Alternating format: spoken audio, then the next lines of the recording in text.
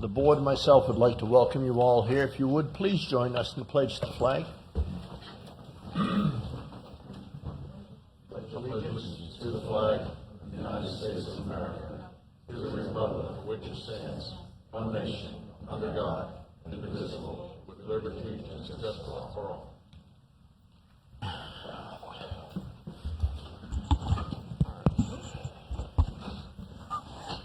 Okay, could we please have the roll call of the board members? Yes, good morning, everyone. Mrs. Monahan was excused. Mr. Fogg, Yes, ma'am. Mr. Taylor, Yes, ma'am. Mr. Murdoch, Yes, ma'am. Mr. Spataro, Yes, ma'am. Mr. Pankos, Yes, ma'am. Mr. Waters. Yes, ma'am.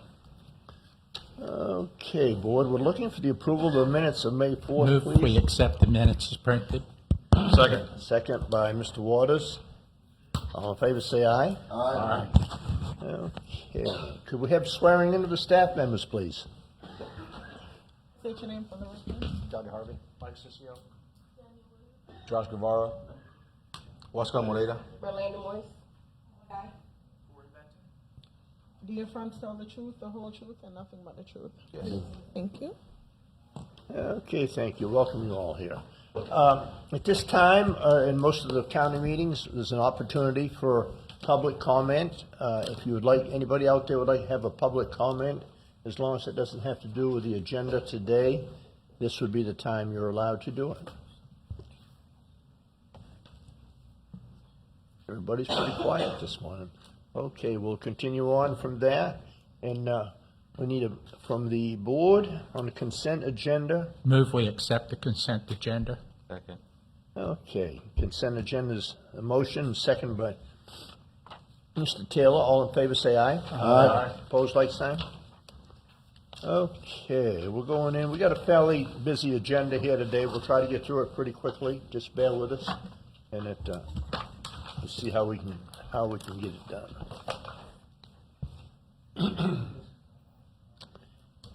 Okay, case number 1-106977, 5711 Spruce Drive, Fort Pierce, Florida. Virginia Teresa Hudson and Evan Patrick Brigman. Good morning. Make sure that you pull this down so you can speak into it. And your name and address, please. Virginia Hudson, 5711 Spruce Drive, Fort Pierce, Florida, 2492. Okay. Raise your right Do you hand. affirm to tell the truth, the whole truth, and nothing but the truth? Yes, ma'am. Okay. Just bear with us, and we'll get back to you in just a moment. We're going to speak with Mr. Josh. Good morning, sir. Morning, sir. Board members, for the record, I'm resubmitting one photo dated April 5th, 2022, and submitting 4 new photos, 2 dated June 27th of 2022, and 1 dated July 5th, 2022. 5711 Spruce Drive was found in violation of section 110501, wooden porch without permits. A notice of violation letter was issued on December 10th, 2021, with a compliance date of December 28th, 2021. A notice to appear letter was issued on February 3rd, 2022, for the Code Board hearing of March 2nd, 2022. At the March 2nd, 2022 Code Enforcement hearing, the case was continued until the April 6th, 2022 Code Enforcement hearing. At that April 6th, 2022 Code Enforcement hearing, the case was again continued until today's hearing. As of today's date, the property remains in violation. I've been in contact with the property owner, and she has provided a letter from the contractor she hired who's working on submitting for permits for the porch. Okay, very good. So there is a letter available and all that. Yeah. Yes, ma'am. It's your turn. Well, you have anything you can tell us? Since we were here last, we're just still waiting for the drawings to be completed. We have a You have a contractor? yes. Okay. And they haven't disappeared. They're just Okay. busy. So we're just waiting for them to give us a green light so that we have our payment ready. And I checked with them last week and then again yesterday to make them aware that we had this meeting this morning. They weren't ready, so I did get this letter just so it was something for you guys to see that they're working on. Okay. All right, very good. And What we need. You have the letter? Yeah. Mr. Chair, Yes, sir. and I know we've done some continuations. on this, and I think for good reason. I know what it's like to get contractors right now.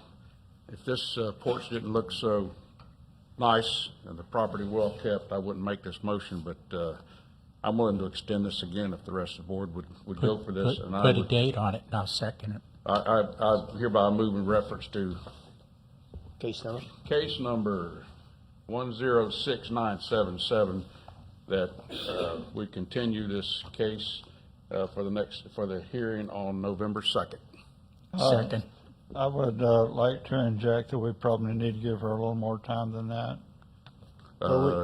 Suggest a date, and I'll go for it. Would you like to get another month, or? Yeah, at least. Let's do the December 7th of And 2022. Ty Firm, I second. Okay. There's a motion to move this to to December, second by Mr. Pancoast. All in favor, say aye. Aye. Opposed, like sign. Okay, what we've done is given you till December, and we don't really like doing that, putting it that far out. Usually it would be 30 days or something like that to give you an opportunity. But somebody really has a nice green thumb also, by the way, looking at the picture. Looks very nice. That's And what it, we want. But we appreciate what you're doing, and but please be due diligence on this and make sure that they get it done. Give you some extra time.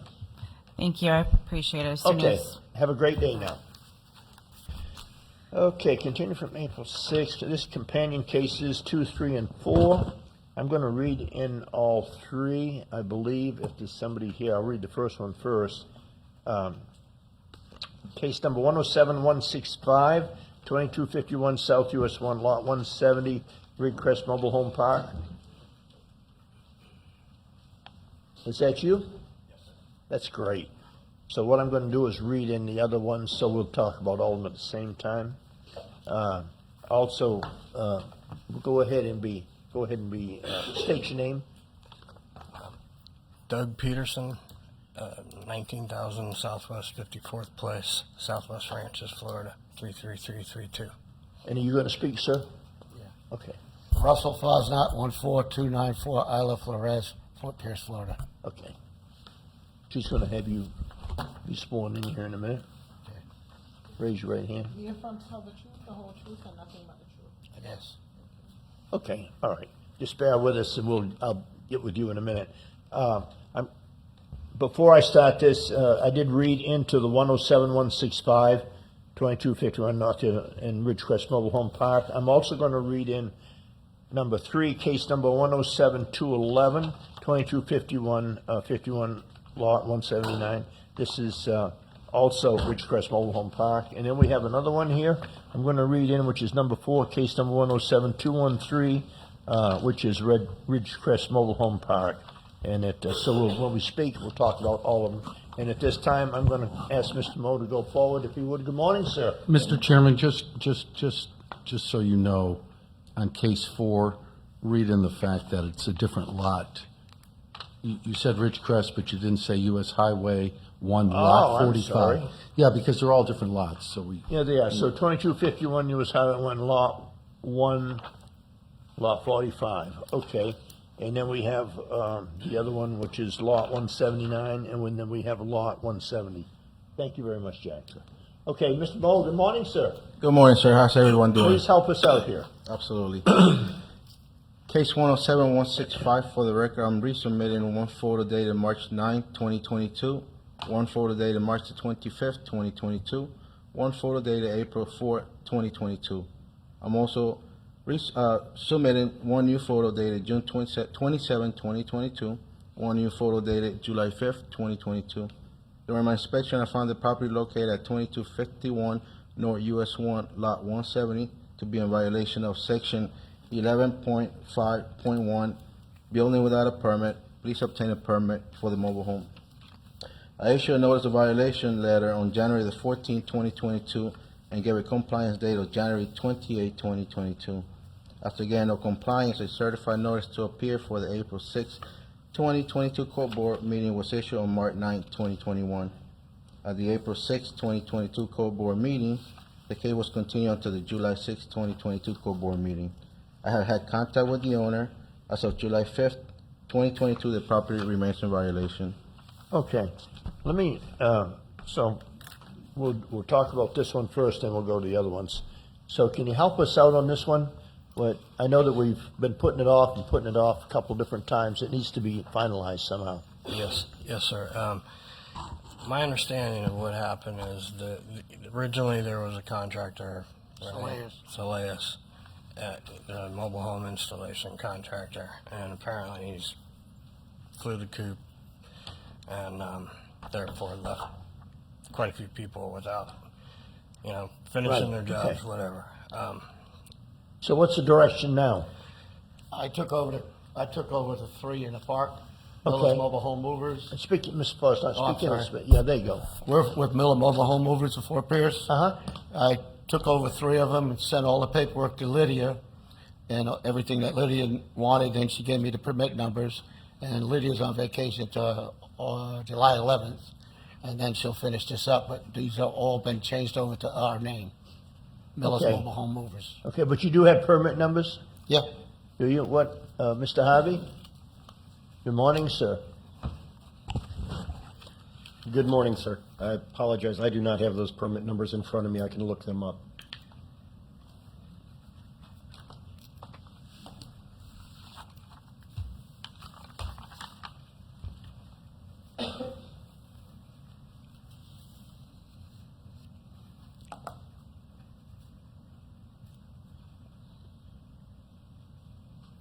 So, Mr. Forrest, while he's looking them up, what's your plans? I mean, how soon do you think this is going to get done? Quick as Lydia gives me this, I'll knock them out 1 week, because the Solaire always has the mobile homes in there, Okay, but he didn't set them up. okay, So what we're trying to do is when Lydia gives me the permits, we go in there because of hurricane season and get them done. right, they got to be done. But Absolutely. there is 3 other trailers in that park that he took in there that does not have permits. Okay, well, we'll get to that one on Yeah. another day. So I don't want to get involved with them until somebody calls me. Okay. Let's see if Mr. Harvey's got his, With the chair's permission, I would like to ask Yes. that we enter Yes, the please. permit numbers into the record, if you could, please. You can just read them. I'll just, 2202-0687. 2202-0688. 2202-0222. I might have said that one wrong. Let me say it over. 2202-0022. Thank you. Those are the 3 jobs that I took over in Ridgecrest. okay. I'm just curious if we have the permit, if you have permits, then we Yeah. must have them here. I just wanted to make sure that Yeah. we were. We had to do what they call a change of contractor. Okay.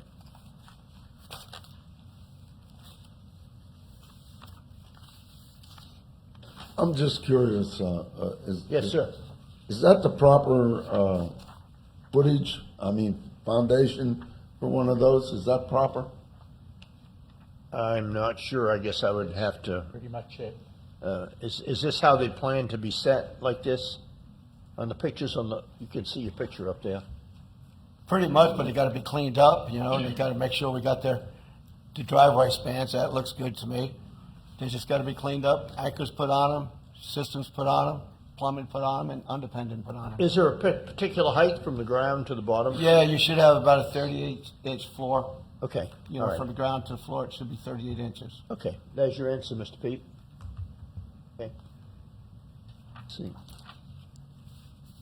I didn't mean to put Mr. Harvey under the gun this morning. I apologize, Mr. Chairman. Under the new system, it's a little bit different. Yeah. And these actually have a different address. Okay. They have an internal address. Okay. Which is why it was not coming up on my search. So I got I the- am finding the permits, and it appears that I can confirm all we're waiting for is the change of contractor to go through. Okay. And All then right. we'll be able to issue those. I have the paperwork from Lydia that shows that we did it all, change the contractor too. Okay. Okay. So if we did time certain in 30 days, you could have it done, correct? When Lydia gives me the permit, 30 days after that, yes. And Lydia's not back till July 11th. Till July 11th? Yeah. Okay. She's on vacation. Mr. Chairman, why don't we give them like 60 days? That way they've got plenty of time. Why don't you do a time certain? Let's get away from this, I would think, because we've given them an extension. I know that they've had their situations, but somewhere it has to come down where the time certain is. What page would that be? Mr. Jack, what page, time certain? Page 3. Okay. Mr. Chairman, I hereby move in reference to case number 107165 that the Code Enforcement Board make the following determination. After hearing the facts in this case, the testimony, and the recommendation of staff with regards to the existence of a violation, we determine the violation in fact did occur and the alleged violator committed the violation. An order of enforcement is warranted. If the order of enforcement is not complied with by September? October 5th August 3rd. of 2022, a fine of up to $250 per day may be imposed. No cost will be imposed for prosecuting this case. I second. Okay, there's a motion and a second. Yeah, perfect. All in favor, say aye. Aye. Opposed, like sign? No. Okay. Which, Why, no. I think there should have been a cost of prosecution on it. okay, all right, very good. That's just a note from one of the board members. He felt there should have been, okay? I agree. Would you, okay, now, Mr. Moore, would you go ahead on the next one, please? Yes, sir. Case 107211, for the record, I'm resubmitting one photo dated March 15, 2022, one photo dated March 25th, 2022, one photo dated April 4th, 2022. I'm also submitting one new photo dated June 27th, 2022, one new photo dated July 5th, 2022. During my inspection, I found the property located at 2251 North US 1, Lot 179, to be in violation of Section 11.5.1, building without a permit. Please obtain a permit for the mobile home. I issue a notice of violation later on January the 14th, 2022, and give a compliance date of January 28, 2022. After getting no compliance, a certified notice to appear for the April 6, 2022 Code Board meeting was issued on March 9, 2021. At the April 6, 2022 Code Board meeting, the case was continued until the July 6, 2022 Code Board meeting. I have had contact with the owner. As of July 5th, 2022, the property remains in violation. Okay, thank you, sir, very much. And do you have any questions on this? Same thing on this one, sir? Yes, same thing. Okay. Yes, sir. All right, we're looking for a motion, please. Would you like to, somebody do a motion? I have a motion. Yes, sir. I hereby move in reference to case number 107211 that the Code Enforcement Board make the following determination. After hearing the facts in this case, the testimony, and the recommendation of staff with regard to the existence of a violation, we determine the violation in fact did occur, the alleged violator committed the violation, order of enforcement is warranted. If the order of enforcement is not complied with by August 3rd, a fine up to $250 a day may be imposed. A cost of $200 has been imposed for the cost of persecuting this case. Second. Okay, you hear a second? Second. He needs to complete the motion. Go ahead. Excuse me? Please take notice that on the first Wednesday of the month, after the date given for compliance, at 9 a.m. or soon thereafter, as may be heard, a fine hearing will be held if the violation is not abated by the given compliance date. Okay, very good. Thank you, Mr. Pete. And Mr. Pankos made a second. I'm going to call a question on this. Does anybody on the board have any questions? Well, just one observation. I have no problem with the motion, except for it'd be nice if all the dates, we've got potentially three. I don't know if one should influence the other, but knowing that we would hear them all at the same time on the 5th would probably save this board some time. And if the date were October 5th instead of the date that you stated. I don't know if you're I'm willing- okay with change. Okay, did you hear that, Mr. Pete? I'm okay with Would you that. be okay with October? Yeah, to 5th? make it all one, yeah. Yes, it would make them all. My contention was the $200. Okay, so you want to do that, we're going to August, we're going to October on that. Okay, all October right. 5th. So changing that to October, and you're okay with the second on that, Mr. Pankos? Yep. Okay, all in favor, say aye. Aye. Opposed, like sign? Opposed? Okay, Mr. Murdoch is opposed to that, but does it pass? You're the only one, right? Okay. Motion passes. Correct? Okay, all right, very good. Now, we'll go to the next one. Yes, sir, Mr. Mo, on the third one, please? Yes, sir. 107-213, for the record, I am resubmitting two photos dated March 9, 2022, one photo dated March 15, 2022, one photo dated on March 25, 2022, one photo dated April 4, 2022. I am also submitting one new photo dated June the 27th, 2022, one new photo dated July 5th, 2022. During my inspection, I found the property located at 2251 North US 1, Lot 45, to be in violation of Section 11.5.1, building without a permit. Please obtain a permit for the mobile home. I issued a notice of violation letter on January the 14th, 2022, and gave a compliance date of January 28, 2022. After getting no compliance, the certified notice to appear for the April 6, 2022 Code Board meeting was issued on March 9, 2021. At the April 6, 2022 Code Board meeting, the case was continued to the July 6, 2022 Code Board meeting. I had contact with the owner. As of July 5th, 2022, the property remains in violation. Okay, sir, thank you very much on that. Sir, That'd be the same, that's going to be the same? Yes, sir. Okay, I'm looking for another motion, please. I got a motion. Yes, sir. I hereby move in reference to case number 107-213, that the Code Enforcement Board make the following determination. After hearing the facts, the testimony, the recommendation of staff with regard to the existence of a violation, we determine the violation in fact did occur, the alleged violator committed the violation, an order of enforcement is warranted. And if the order of enforcement is not complied with by October 5th, a fine of up to $250 per day may be imposed. A cost of $200 has been imposed for the cost of prosecuting this case.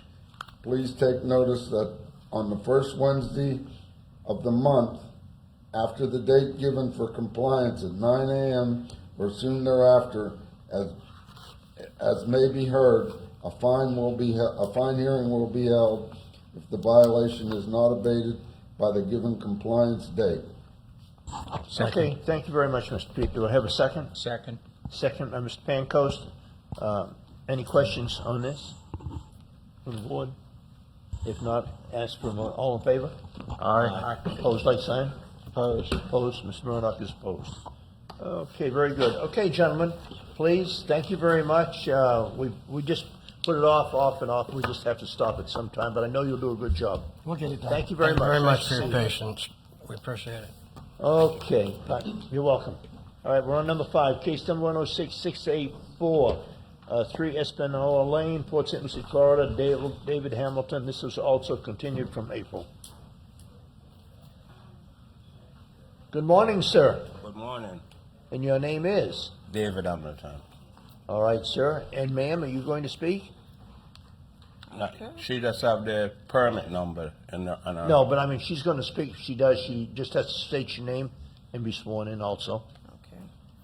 Natalie Hamilton, 3 Espanola Lane, Port St. Lucie, Florida. Okay, you both raise your right hand. Do you affirm to tell the truth, the whole truth, and nothing but the truth? Yes. Okay, all right, very good. Just sit tight and we'll be right with you in a minute. Mr. Ciccio, good morning. Good morning, Mr. Chair, members of the board. This case was presented during the April 6, 2022 Code Enforcement Board meeting in which the property owner was present.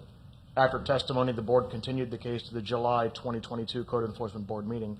For the record, I'm resubmitting 2 photos, one taken on December 15th of 2021 and one taken on March 21st of 2022 at the property address of 3 Espanola Lane in Port St. Lucie. I'm also submitting one photo taken on June 27th, 2022. On December 15th of 2021, I found the property located at 3 Espanola Lane in Port St. Lucie to be in violation of Section 11.05.01, building without a permit. A permit is required for enclosing the screen room. A notice of violation was mailed on December 16th of 2021, which gave a compliance date of January 3rd of 2022. After contact with the property owner, Mr. David Hamilton, a 2-week extension was granted. After obtaining no compliance, a notice to appear for the April 6, 2022 Code Enforcement Board was sent via certified mail, which remained undelivered. A copy of the notice was posted on the property on March 8th of 2022. I've had limited contact from Mr. Hamilton since the last board meeting. As of July 6th of 2022, the property remains in violation. Okay, very good. All right, folks, can you help us out? Well, we had a drawing redone, and contractor, I gave it in, but yesterday I got a call from, I think that was a county staff, that they didn't have a permit. So he came to the office, get a permit number that he gave us yesterday. Okay, So I don't we know. could, maybe Mr. Harvey could help us out here. If you would, ma'am? 2207-001110. Yes, I have the permit here. The permit was actually submitted yesterday online. Okay. So it has just been put into the system. There's been no review done on it at this point in time. Okay, probably 60 days, 30, 60 days, something. Yeah, we should have it turned around within 2 weeks. Okay. So I would think within 30 days should Okay. be complete. As long as everything is correct on it. Yes, sir. So we did that. Okay. All right, very good. So it's a pleasure of the board on this one. Anybody have any questions?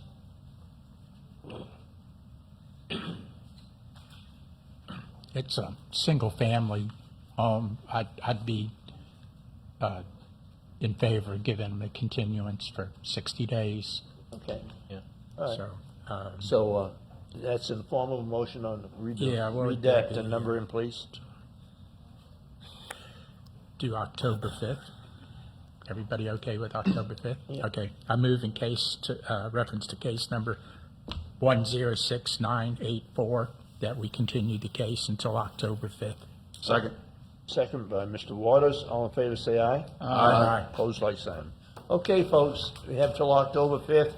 We didn't, you got time to do that, but please stay on there, make sure you get it done if you would, okay? Thank you very much for coming. Thank you. God bless you. Thank you, ma'am. Okay, continue from April 6, 2022. Case number 106908, 1167 South Header Canal Road, Batram C.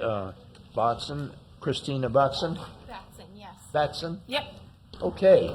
Yes, ma'am, good morning. Please state your name and address. My name is Christy Batson, and I live at 1167 South Header Canal Road. Okay. I do. Okay, we're gonna get with Miss Boyce and then we'll be with you. Okay, Good that's morning, fine. ma'am. Good morning. For the record, I am resubmitting one photo dated December 2nd, 2021, one photo dated January 7th, 2022, one photo dated March 25th, 2022, one photo dated April 5th, 2022, and I am submitting one photo dated July 5th, 2022. During my first inspection, I found the property located at 1167 South Heather Canal in violation for Section 11.05.01, Building and Sign Permits, to obtain a permit to convert the non-residential farm building to a residential single-family home/house by contacting the permitting department. I issued a notice of violation on December 6, 2021, with a compliance date of December 20th, 2021. After getting no compliance, a notice to appear was issued for the April 6, 2022 Code Board meeting on January 7, 2022. At the April 6, 2022 Code Board meeting, the owner was present and the board made a decision to continue the case to the July 6, 2022 Code Board meeting. A permit is in the system in review. I have had contact with the owner. As of July 5th, 2022, the property remains in violation. Okay, Ms. Moosey, thank you very much. You're You say there is a permit? Yeah, in the system, yes, it's in review. It has not been issued as of yet. Okay, all right, very good. Yes, ma'am. You're doing well. You're trying to get it done, I'm aren't you? trying to get it done. That's great. Let's see if, Mr. Harvey, you have that in the system, sir? Yes, sir, I do. The permit has been reviewed, and both zoning and building have a number of comments on the drawing. It does require a resubmission after all of the issues that were found in the drawing have been fixed. Okay, very good. Are you familiar with that, ma'am? Yes, I did speak with the contractor or the architect yesterday. Okay, He so said you- that you guys have been contacting with each other, so Okay. we're just waiting I on. just, sometimes people don't realize that, and they come in here and a surprise. Okay. No, I texted him yesterday and I told him But I you're had on this top meeting. of it, and it should be. Yeah. Okay, and you like it, the contractor and everything's okay? Yeah.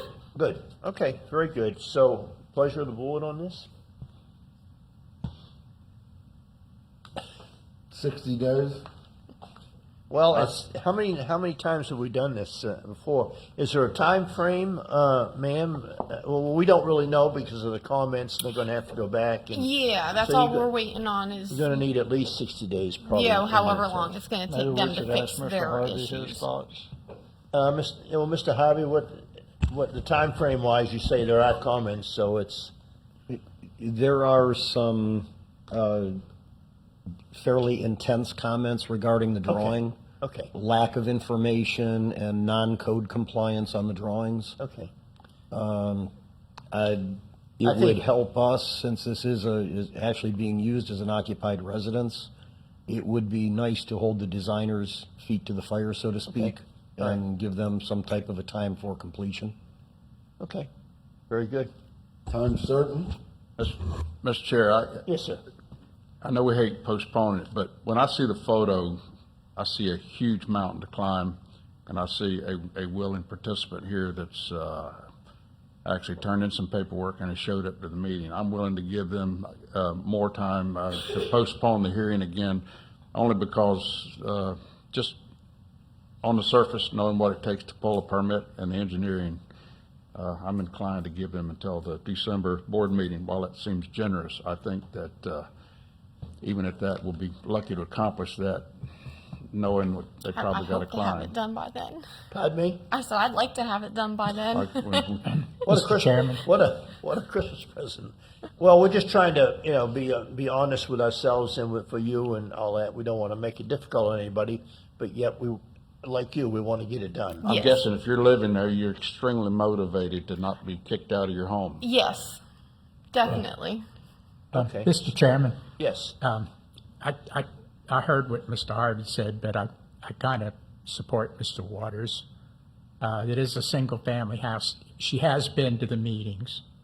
They are moving forward. And because of that, I would support a motion by Mr. Waters. Okay.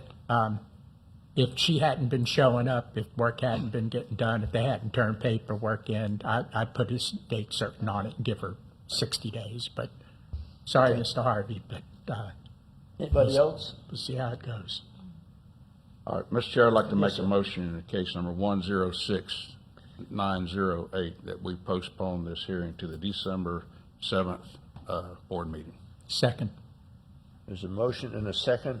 All in favor, say aye. Aye. Opposed, like sign. Okay, very good, ma'am. So we did that for you All because right, of the thank you. due diligence you're doing, and thank you very much. We appreciate you being here. It goes a long way, believe me. Okay, we're on the number 7, case number 107513, once again continued from April. And this is 3901 Metzger Road, J&J Trucking Incorporated. Good morning, sir. Please state your name and address. John L. George, George and Associates Contractors Inc. My address is 2990 Conifer Drive, Fort Pierce, Florida. Okay, sir, I think that she's going to swear you in here in a moment. And Do you affirm to tell the truth, the whole truth, and nothing but the truth? I do. Okay, sir, just bear with us if you will. We're going to hear from Ms. Moisey again. And yes, ma'am. For the record, I am resubmitting 2 photos from a previous case number 100565, dated August 10th, 2020, and September 28th, 2020. 1 photo dated March 3rd, 2022, 2 photos dated March 28th, 2022, 2 photos dated April 4th, 2022, and I am submitting 1 photo dated July 1st, 2022. During my first inspection, I found a property located at 3901 Metzger Road in violation for Section 11.05.01, building and sign permits to obtain a permit for the work done to the carport/structures. I issued a notice of violation on February 25th, 2022, and gave a compliance date of March 11, 2022. A notice to appear was issued on March 3, 2022 for the April 6, 2022 Code Board meeting. At the April 6, 2022 Code Board meeting, the property owner was present, and the board made a decision to continue the case to the July 5, 2022 Code Board meeting. I have had contact with the owner and his contractor. As of April 4th, the property does remain in violation. I apologize, as of July 5th, the property remains in violation. Okay, thank you very much, ma'am. Okay, sir, are you in violation or are you not? Well, let me just let you know that they asked for a asbestos report. We gave them the asbestos report, then they gave us, they said that they weren't know if any plumbing or electrical. I responded in the portal telling them there was no electrical, no plumbing that was needed there, and I never heard back from William. Many times, I've called numerous of times. You didn't hear back from who? William. William. Who was the person, William Dorton. The person with the county or the person? For the county. Okay, all right. Well, this lady right here, Miss Moisey. Have you spoke with her through any of this? Numerous of times. And like I say, I responded to what was given to me in the portal of what was needed, which is the report. Here's the report. The asbestos report is here, which we paid, and it took a number of times for us to get that report. And then he responded back saying is there any electrical or any plumbing? There is no electrical, no plumbing. So I responded back to that. What else do I supposed to do? Well, I think we need to find out who this, we don't need to find out, but you and the staff or whatever need to find out who this William is and go forward with this. Now, you don't have anything with the county. There are no permits been applied for or anything, correct? Well, they Yes. made a decision not to do the repairs, not to get a permit for the repairs that was made. So they're gonna demo the structures. So there is a permit in-house for demolition of the carports. But they chose not to do it. I have a question of staff. Well, the demolition permit has not been issued. Okay, yes, sir, Mr. I'm Walker. trying to understand the violation. I see a photo in front of me of a structure. It looks like it's got a lot of age on it. Could you identify what the work that was done? Danielle, can you go back to the previous photos from the previous case? That is the previous photos from a previous case. So there was work Patients and all done, that. even up under the carport, there was work done. There was fascia added to that? Mm-hmm. And some work underneath the carport? Yes. What work was that? Those are the previous photos. And additional work under there that you can't see in the photo, did you say there was something more? Yes, it was work on the fascia and up under the carport that was done. What kind of, I'm just curious what kind of work was done under the carport. More supports? You can look at the photos and see there was work done. It does not look as it did previously. Ms. Moisey, Officer Moisey, was it more metal put there, supports? You're not sure the purpose? Can you describe what you see? I would say the metal was changed out, the fascia was changed out. You think the metal was changed out on the roof? On the inside, up under. The reason for my question is I'm trying to establish a code violation here. So that it's we the have. metal underneath that was supporting the carport you believe was changed out? And the fascia, yes, ma'am. And have you had conversations with this gentleman about whether any work was done on the carport? Yes, I did. And what did he tell you? Well, he stated he didn't do the work. So he admitted there was work done, just that he didn't do it? Right. Thank you. Okay. Thank you. We've seen this building many times, and it was in pretty rough shape Okay. from Right. previous And also owner. the roof was So- changed out as well. And they did get the permit for the roof. I see. Okay, thank you. That was all. You're Didn't mean to interrogate you there. Okay, so now, sir, you're saying that you are talking to somebody. Yes, one of County. your employees, Pardon me? William Dorton. I communicated with him about there was no electrical, no plumbing in the structure, and I never got no response back from him. And I looked in the portal, and I haven't seen any response from him. Am I missing something here as a board? Yeah, I'm confused. The person that you, okay, first of all, and maybe I missed something, I'm not sure. You're talking to somebody. You're not talking to the lady, you're calling in? I'm talking to the reviewer, the reviewer of what Sure. I have here. Chairman, Code Supervisor Ms. Williams, Mr. Durden is a county employee. He does work, so Ms. Williams can explain. Mr. Chairman of the board, Mr. Durden, he's the chief plans examiner, and I'm assuming he was in contact with him, and he's waiting for a response from Mr. Durden on his permit. Is what he's Okay. stating.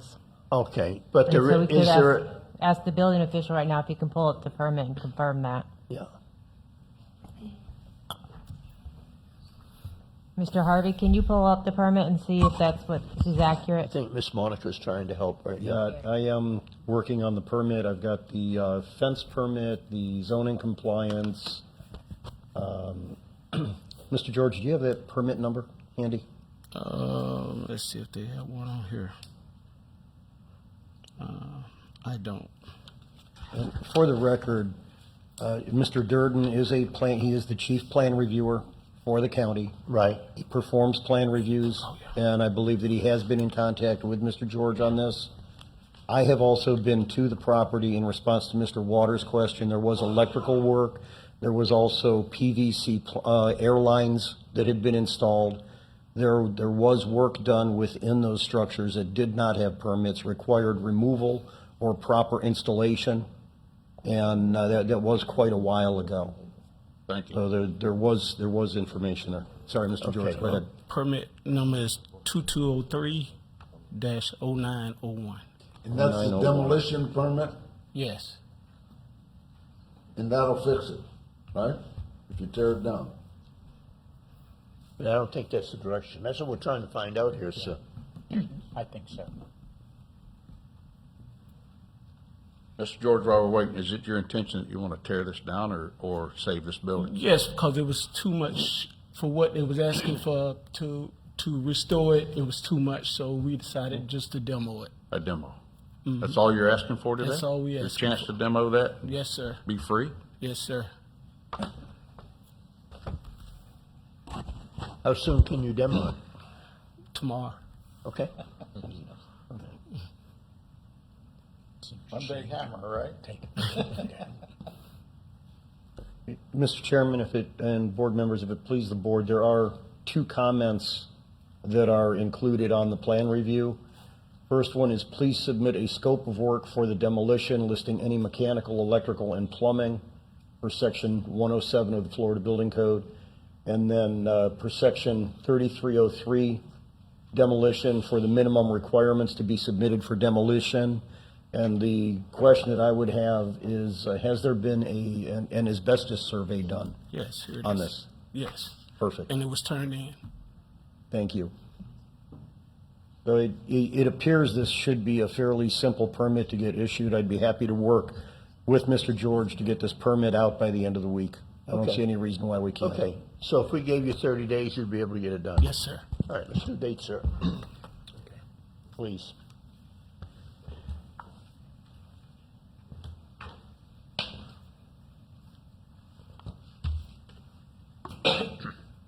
Looking for a motion? Sorry, folks out there, we're trying. I have a motion. Yes, sir. I hereby move in reference to case number 107513 that the Code Enforcement Board make the following determination. After hearing the facts in this case, the testimony and the recommendation of staff with regard to the existence of a violation, we determine the violation in fact did occur and the alleged violator committed the violation. An order of enforcement is warranted. If the order of enforcement is not complied with by August 3rd, a fine of up to $250 a day may be imposed. A cost of $200 has been imposed as the cost for prosecuting this case. Please take notice on the first Wednesday of the month after the date given for compliance at 9 a.m. or soon thereafter, as may be heard. A fine hearing will be held if the violation is not abated by the given date of compliance. By the given compliance date. Okay, thank you very much, Mr. Pete. Do I hear a second? Mr. Chair, I'll second for the point of discussion. sir. And I think that it's going to take some time to tear the structure down. And you've been, he's proposed August 3rd. That means you get a permit by August 3rd. And you've got a time that runs on for that permit to get it down, so it's a reasonable amount of time. I agree with that. Otherwise, I would have asked to extend the time some. If you think that'll work, Yes, sir. then my second stance. And, Mr. Chairman, I oppose the $200 for prosecuting the case. He's made every effort to do the right thing, and the paperwork's there. It just didn't get completed before it came before us today. Okay, I'll take note. There's a note on that, on the question. Is there anything you'd like to change on that, Mr. P? Well, the time is why I'm charging the $200. Okay. I think it's, and I won't back off of it, so. Okay, so the motion stands as done, and that there's no other questions? No motion. Roll call, please. Mr. Fogg? Yes, ma'am. Mr. Taylor? Yes, ma'am. Mr. Murdoch? No, ma'am. Mr. Spataro? Yes. Mr. Pankos? Yes, ma'am. Mr. Waters? Yes, ma'am. Okay, sir. All right, thank you very much. We'll try to get through this, and we wish you luck. Let me ask you one more question. What's the step of the $200? Because I think we did way more than what we were supposed to do, and we just didn't get a quick response on the county end. I totally agree with you. There is, I will ask staff to go ahead and somebody would like to tell him? I'll go ahead and tell you that what it is for the times that we have to go out there, the people involved in that, it costs money, costs gas, costs all the other things, so it's just part of the fee. Okay? I understand. All right, sir. Thank you very much. Okay, now we're moving to number 8, case number 103995, 7320, 7330, South US Highway 1, Port St. Lucie, Florida, Guild 7320 LLC. Good morning, sir.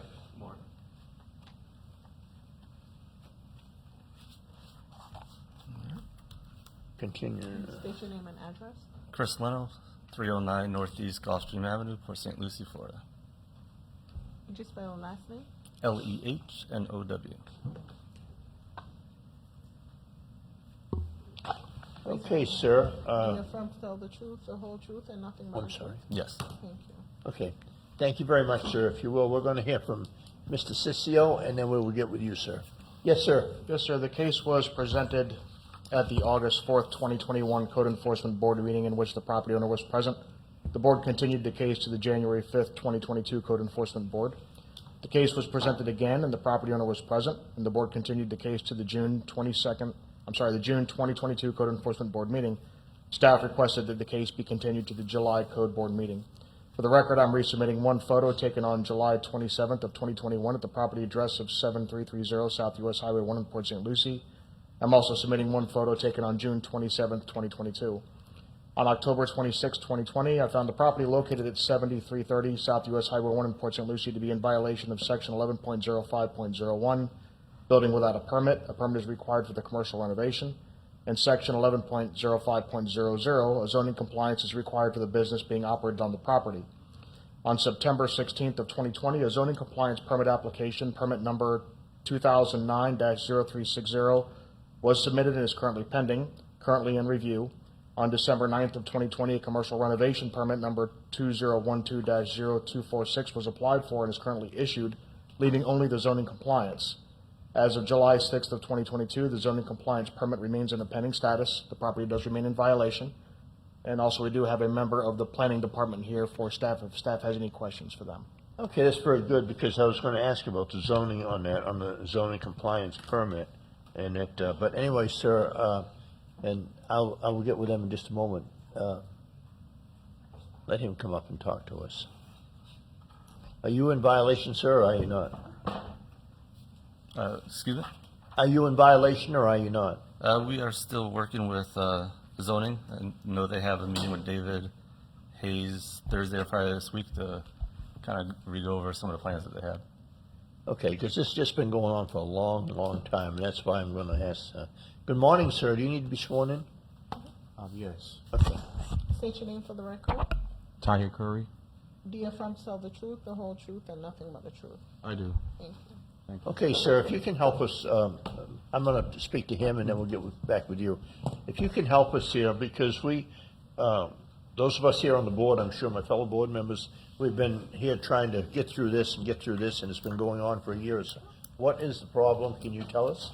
Okay, so recently, in February, they submitted a site plan application for a minor site plan. So we did provide them comments on the site plan application, site plan documents. So we sent that back over to the contractor. So we're currently waiting on them to send us the revisions in from the site plan so we can look at to the parking, stormwater, and the access aisles. So we're currently waiting on the applicants to send us back over the revisions we provided back over to them. Okay, let me ask you this question, if I may.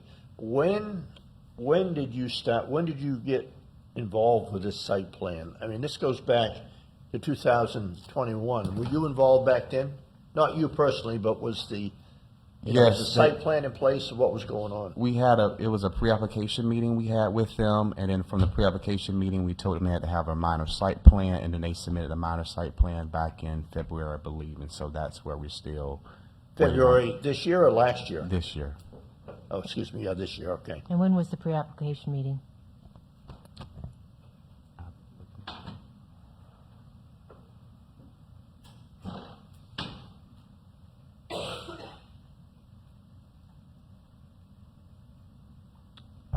It was March of 2021.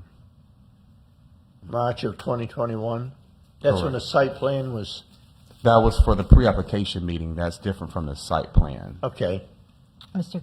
Curry, what happens at a pre-application meeting? Pre-application meeting is a discussion of when the applicants submit in a proposal, and that's a discussion we have with them, just going on basically what are the requirements to proceed to obtain a zoning compliance.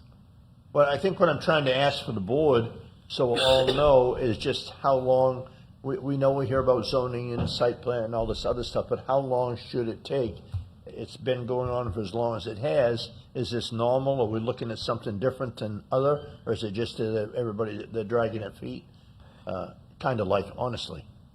I mean, it all depends on the applicant at this point. Like I said, we provided them over the comments, so we haven't received anything back as of yet. Okay, for the revisions on the site plan. Okay, and when did you send that site plan to them for comments?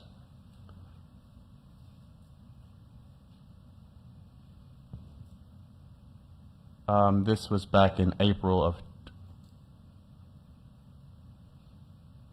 Give me 1 second. Yes, sir. I didn't mean to put you under the gun. No, you're I'm good. just trying to get information. That's all.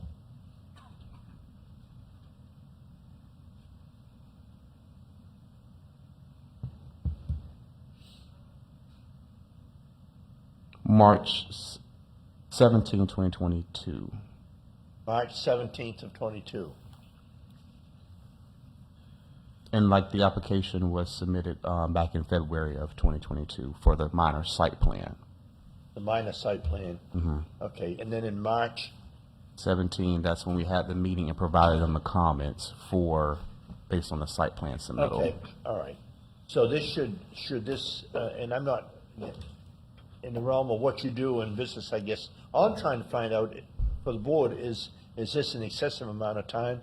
Because I'm concerned about going on and on and on and on and on, you know, for the county, for the board, for those of us that are here. And this is a very nice gentleman, I'm sure. And but we don't have all the information, do we? Or do we? Mr. Curry, can you give them a generalization of what the comments were so they can evaluate how substantial they are?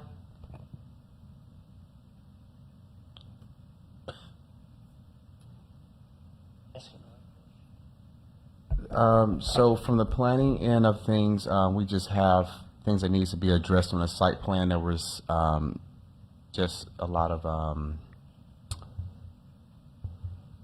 I wouldn't say a whole lot of planning issues. It was just some minor comments that needed to be revised on the okay. site plan, so All right. that can be addressed. But you also said something about paving and stormwater. So that was on Public Works, had some comments regarding stormwater. So we have a lot of different staff that reviews it. I'm just kind of talking into planning, but we did have Public Works that had some comments on stormwater. And those would be more substantial. Is that correct? Usually paving and stormwater? Correct, yes. Mr. Chair, if I could ask the applicant a question. Please. From the applicant's point of view, where do you stand here? What obstacles do you see in front of you now that's being required of you right now? I know we have a meeting going on Thursday, Friday this week with David Hayes to go over the stormwater drainage plans. Yes. I know they had a meeting last week, and the wrong plans were brought out, so that's why they have another meeting this week. So currently, you have an engineer working on this process for you? Yes, they have an engineer and contractors all kind of working together to get this. Okay, sorted out. so you're paying an engineer to accomplish this, and you're willing to do what they're asking so far? You see a major obstacle that you're willing to walk away from, or you're wanting to go through the process? I'm here for Giles 7320, and Yes. they are working with engineering, paying them to get this done. So Okay. They're willing to get this resolved. All right, I think that's the answer that we're looking for. They're trying, and I haven't gone through the engineering, through that process for the last few years. It's a lot involved, so I'm inclined to give you plenty of time as long as you're telling us that you're willing to, that you're in pursuit of that. hmm Hopefully, this meeting this week with David Hayes, we'll be able to get that stormwater issue figured out and start moving forward from there. Okay. Very good. So, hearing all of this, Mr. Murdoch, do you have any thoughts on this? I would give him more time. Okay. I'd give him 90 days at least. Okay, so you're talking about December? Yes. Okay. Would you like to make that motion, sir? In reference to case number 103995, I move that we continue this case to the December 7th Code Board meeting. Second. And there's a second by Mr. Waters, and do you want to elaborate why you're doing that? I mean, I know it's been going on for a while, just so that we'll remember when we The get it to problem December. is not with this gentleman, the problem is with staff. I don't feel like the staff is moving fast enough to get this accomplished in a timely manner. If I may, it comes from both directions, having been involved with the process. It's very difficult as an applicant to go through the process. The process is tedious. I'd hate to cast aspersions to either one, to be honest with you, as a board member. There's a lot to be done. That being said, I've been through the process. Now that I've been educated, doing a project for my employer, I've spent over a year trying to get this done, and then I've had to go back again. While it's frustrating to meet the letter of the law, you know, a lot of it was my fault. I want to blame some on them because I'm aggravated at the system, and they're just having to enforce it, so I just thought I'd say that. Mr. Chairman. Yes, ma'am. If I may, Catherine Barbieri, Assistant County Attorney. We have no objection to the December continuance date. We do disagree that it's staff's only fault. As you heard, the last comments went out in March. Right. It is now July, and they brought the wrong plans to meet with Mr. Hayes only last week. So that's, I mean, I know everybody is swamped right now, and maybe his engineers couldn't get to it, but I disagree strongly that it's just staff. Staff gets comments out, and then when they try to do something at the last minute, it's impossible to comply. Okay, thank you very much for your comment, ma'am. I appreciate that, and we understand it. As a chairman, I was just trying to get to the bottom of it to see where we were going to, how that would be, but thank you very much. So anyway, there is a motion. Do I hear a second? Second. Second by Mr. Waters. All in favor, say aye. Aye. Opposed, like sign. Okay, sir, you heard the comments and the feeling of the board and everything. Good luck to you, and we've got quite a, more time, so do your best you can. All right, thank you all. All right. Okay, moving right along here, number 9, case number CMD 107700, 111 Sunrise Drive, Fort Pierce, Florida. Bruce Jonathan Westlot. Mr. Chair, the owner's attorney, Juan Torres, is requesting that the case be continued to the August 3rd Code Board meeting. And Mr. Chairman, Assistant County Chief Catherine Barbieri, it's because he has a conflict. He gave me the notice. He has a circuit court case that was at exact same time today. Okay. And I confirmed it. So staff is not objecting to the continuance to August 3rd. Okay. Mr. Chair, I make a motion in case number 107700 that we accept staff's recommendation of postponing this to the August 3rd board meeting. Okay, second? Second. Second by Mr. Murdock. All in favor, say aye. Aye. Opposed, like sign. Okay, thank you very much. Okay, here we are. We're on 10. Case number 2205-108-058, 1920 44th Street, Fort Pierce, Florida. Anthony L. Gordon. Seeing none. Okay, number 11, case number CMD 107-271-607 Brack Road, Fort Pierce, Florida. Lisa M. Bergeron. Good morning.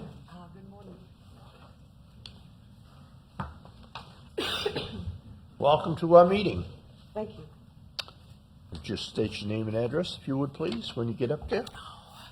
It's Lisa Bergeron, 607 Brack Road in Fort Pierce, Florida. Okay. Do you affirm to tell the truth, the whole truth, and nothing but the truth? Yes, I do. Thank you. Okay, we're going to hear from Mr. Ciccio, and then we'll speak with you, okay? Yes, sir. Yes, sir. For the record, I'm submitting 7 photos, 6 taken by Building Inspector Mike Lunsford on January 26th of 2022 when a stop work order was posted, and 1 taken on June 21st of 2022 when a notice to appear was posted at the property address of 607 Brack Road in Fort Pierce. On January 26th of 2022, I found the property located at 607 Brack Road in Fort Pierce to be in violation of Section 11.05.01, building and sign permits. A permit is required for the remodel of the home, including electrical work and siding work. The notice of violation was mailed on January 26th of 2022, which gave a compliance date of February 9th of 2022. I did speak with the property owner, Ms. Lisa Bergeron, on February 11th of 2022, in which a 2-week extension was provided. Ms. Bergeron claimed that the contractor performing the work is a result of a FEMA claim. The contractor complaint affidavit was provided to Ms. Bergeron for possible unlicensed, unpermitted work, but the affidavit has not been received back to date. After obtaining no compliance, a notice to appear for the July 6, 2022 Code Enforcement Board was sent via certified mail, which remained undelivered. A copy of the notice to appear was posted on the property on June 21st of 2022. I've had no contact from Ms. Bergeron since the extension was granted. As of July 6th of 2022, the only permit showing is an expired permit, permit number 2012-0406 for drywall work, which expired on February 28th of 2022, and the window door permit, permit number 2012-0234, which still shows issued. No permits have been applied or issued for the siding work or electrical work. Therefore, the property remains in violation. Thank you, Mr. Ciccio. Ma'am, do you feel that you're in violation? Are you not? Yes or no?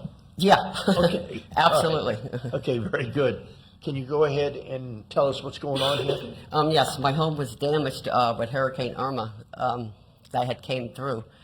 As a result of the hurricane, I lost my roof, my well, the entire home, windows, doors, you name it, as well as my son. I signed up with the Rebuild Florida program that was going to come in and correct all the damages that occurred to the home. What date was that? Oh my goodness, the hurricane was in 17, and I believe the Rebuild program came into this area, I believe, in 19 perhaps? Yeah, this has been, like I said, a long, long time. I'm displaced. I'm living in a hotel. For 5 years? Well, actually, when the windows and doors came with Patriot Response Corporation, came in to put in the windows and doors, I was told when I signed up with the program that there would be a general contractor who would be in charge of all of this. I'm totally disabled from an armed robbery. And like I told them, this is a lot to handle. that they would be, like you said, a general contractor who's going to be working with me, and he will be getting the permits, pulling all of this. And like you said, the windows and doors were started to be put in, and like you said, he red tagged the door. I mean, there's no permits anywhere. I mean, nothing. I've never seen anything like this. Nothing. The windows and doors were put in, and like I said, the work is so shoddy that my home has been totally destroyed now. Okay, well, we can see, even just looking at the pictures here, that there Yeah, are some it's things, bad. you know, and with some of the old wood and rotten and all the other stuff. But anyway. Yeah, we're working, like you said, with Stonewater Inc. out of, Miramar, Florida. We filed a notice of commencement, about a week ago or 2 weeks ago, to get all these permits up to date. I mean, they're well aware that these the permits this is not kosher. You know, that this has to be settled and it needs to be brought up to Okay, date. so you telling us there are permits in place for some of the things? Yeah, they're working to get this corrected. I spoke with them Okay. yesterday, and like I said, a notice of commencement was filed, and they're well aware of all the permits that we have to get up to date, and you know, for this project to go forward. I'm going to ask our friend over The here, Mr. commencement Harvey. papers. Mr. Harvey, if you would, are you familiar with any of this, sir? I'm familiar with it from the standpoint of the discussions that have occurred, and there is a property alert that has been posted on the property for the requirement of the permits. Okay, so you don't have any permitting, as you see? No, Is that just what I as- understand? As Mr. Sissio said, there was a permit for the Okay, yes. Excuse me, I apologize. There was a permit issued for the windows, and that was, when the inspection was performed on them, that is when the stop work order was posted for the remaining work that is being done. Okay, thank you, sir. I really, really appreciate your help. So it appears like so have you been in touch with a contractor? Do you know the contractor? Do you not, I mean, it's been, in 17 it happened, all of this stuff's going along, you've been getting help with Patriot and South, such as that. Somewhere there's a contractor's name or something that's supposed to be doing what you're talking about and what we need to get done. Right. This is where the Stonewater Inc. is. They're, I guess, in charge of this project. I don't know, ma'am. Yes, Stonewater Inc. out of Texas is in charge of this project. Who I guess subbed out, is what I was told, subbed out the windows through Patriot Response Group out of Vero Beach. Who's your contact person? Do you have a contact person for any of this? Somebody you call and discuss what's going on? Yes, I spoke with this young lady yesterday, and I, like I said, faxed her sent her some information about the notice of commencement. She's well aware, and they are well aware, that all these permits have to be brought up to date. They're aware, like you say, there's the site plan. All of this is a set procedure you have to follow, and like he says, none of this was followed.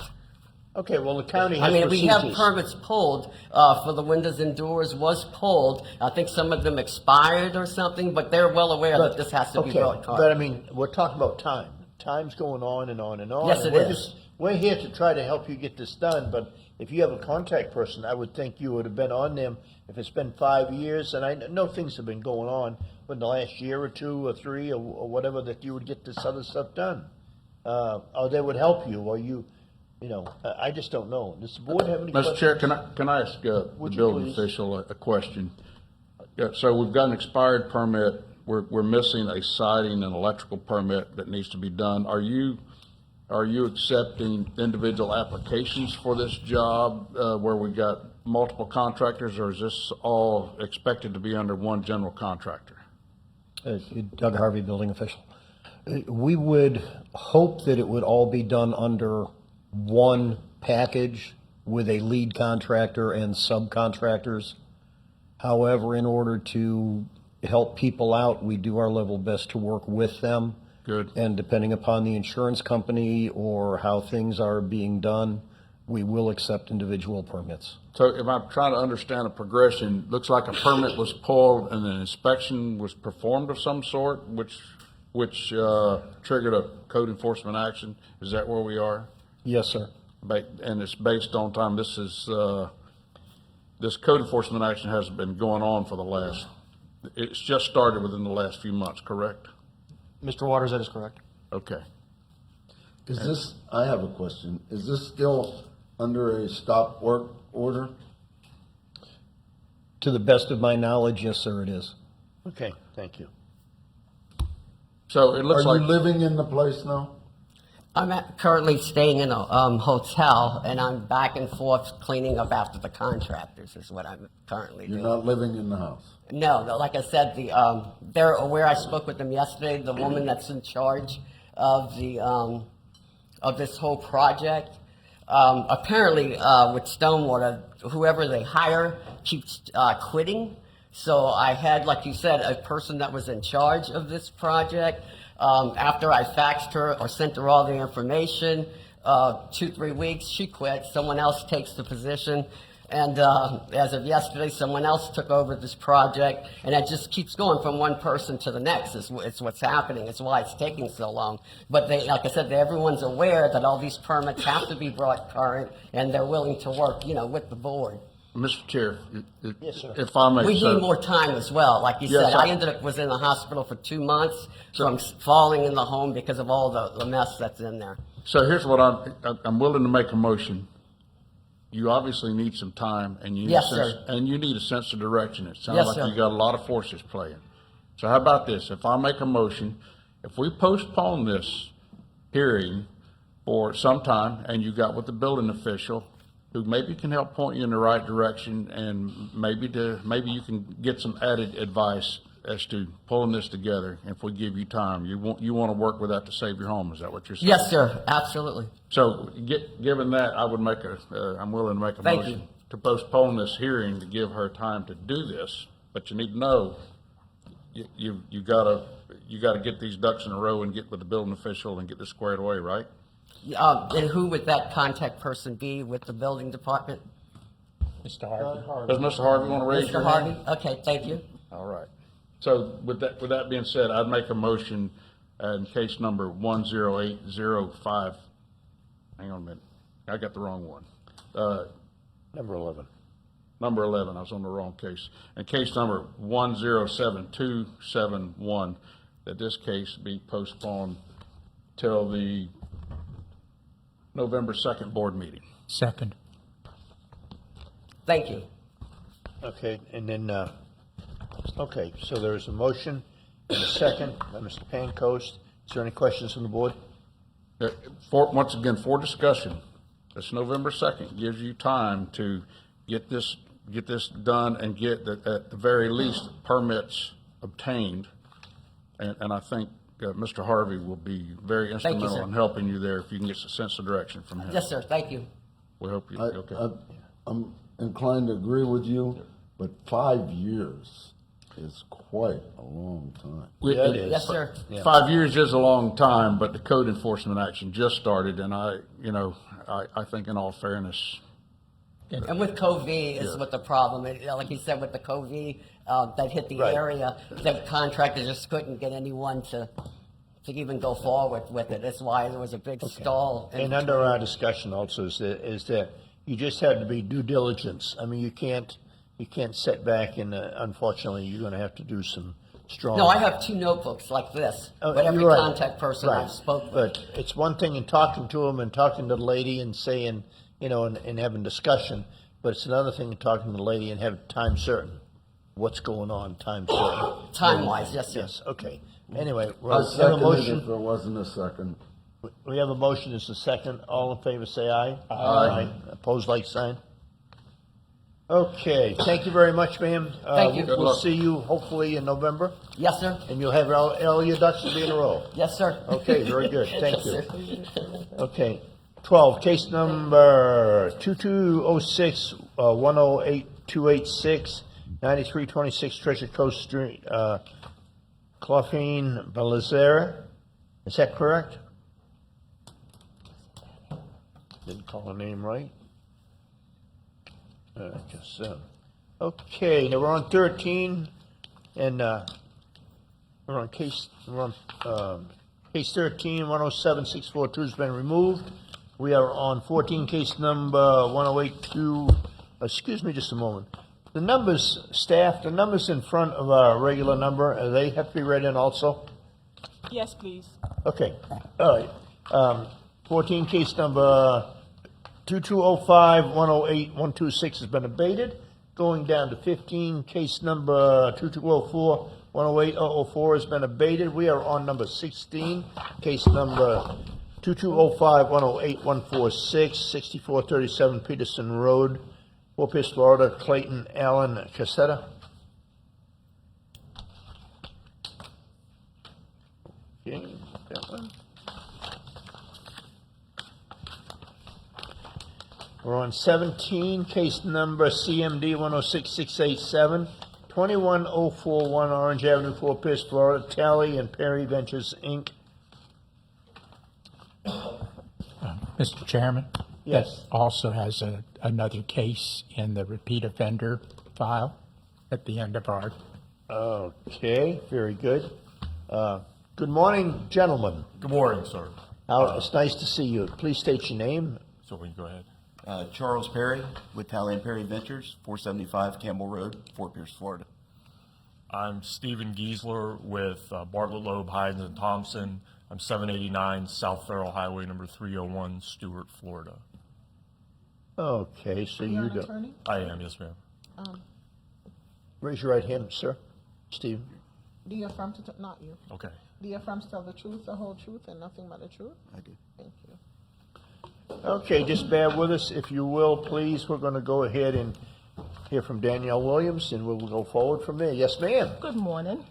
Good morning to you. Good morning. For the record, I'm submitting 6 photos dated December 9th, 2021, 6 photos dated January 4th, 2022, 19 photos dated June 14th, 2022, and 12 photos dated July 5th, 2022. On November 18, 2021, a notice of violation letter was issued to the property owner of 21041 Orange Avenue for Section 3.01.03W to cease collecting, storing, and processing of land clearing debris on the utility zone property until the conditional use permit is obtained. Section 7.10.12, scrap, waste, and recycling operation, to obtain a conditional use permit for the collecting, storing, and processing of land clearing debris. Section 3.01.03C, Ag 5 zoning, for the collection, storing, and processing of land clearing debris and other miscellaneous items that are not permitted in Ag 5 zoning. Section 38-26, for having outside storage of items and materials, such as piles of debris and other miscellaneous items. And Section 11.05.00, for not having a zoning compliance permit for the collecting, storing, and processing of land clearing debris on the utility zone property section of the property.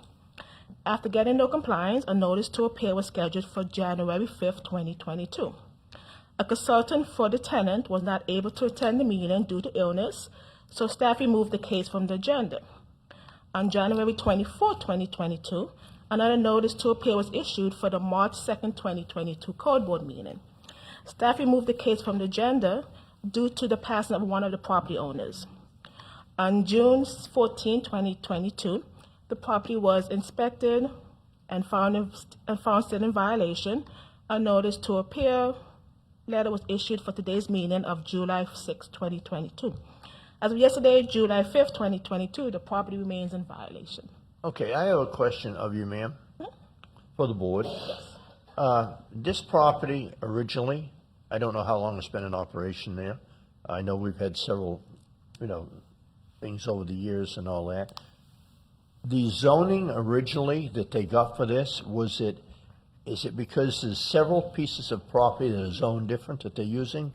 Or is it the zoning, the permit they got in the beginning, did it cover all of those? It's one property with 2 zonings.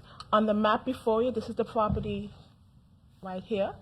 Yes. This is utility zone, which is here, and then also there's Ag 5 zoning, which is here.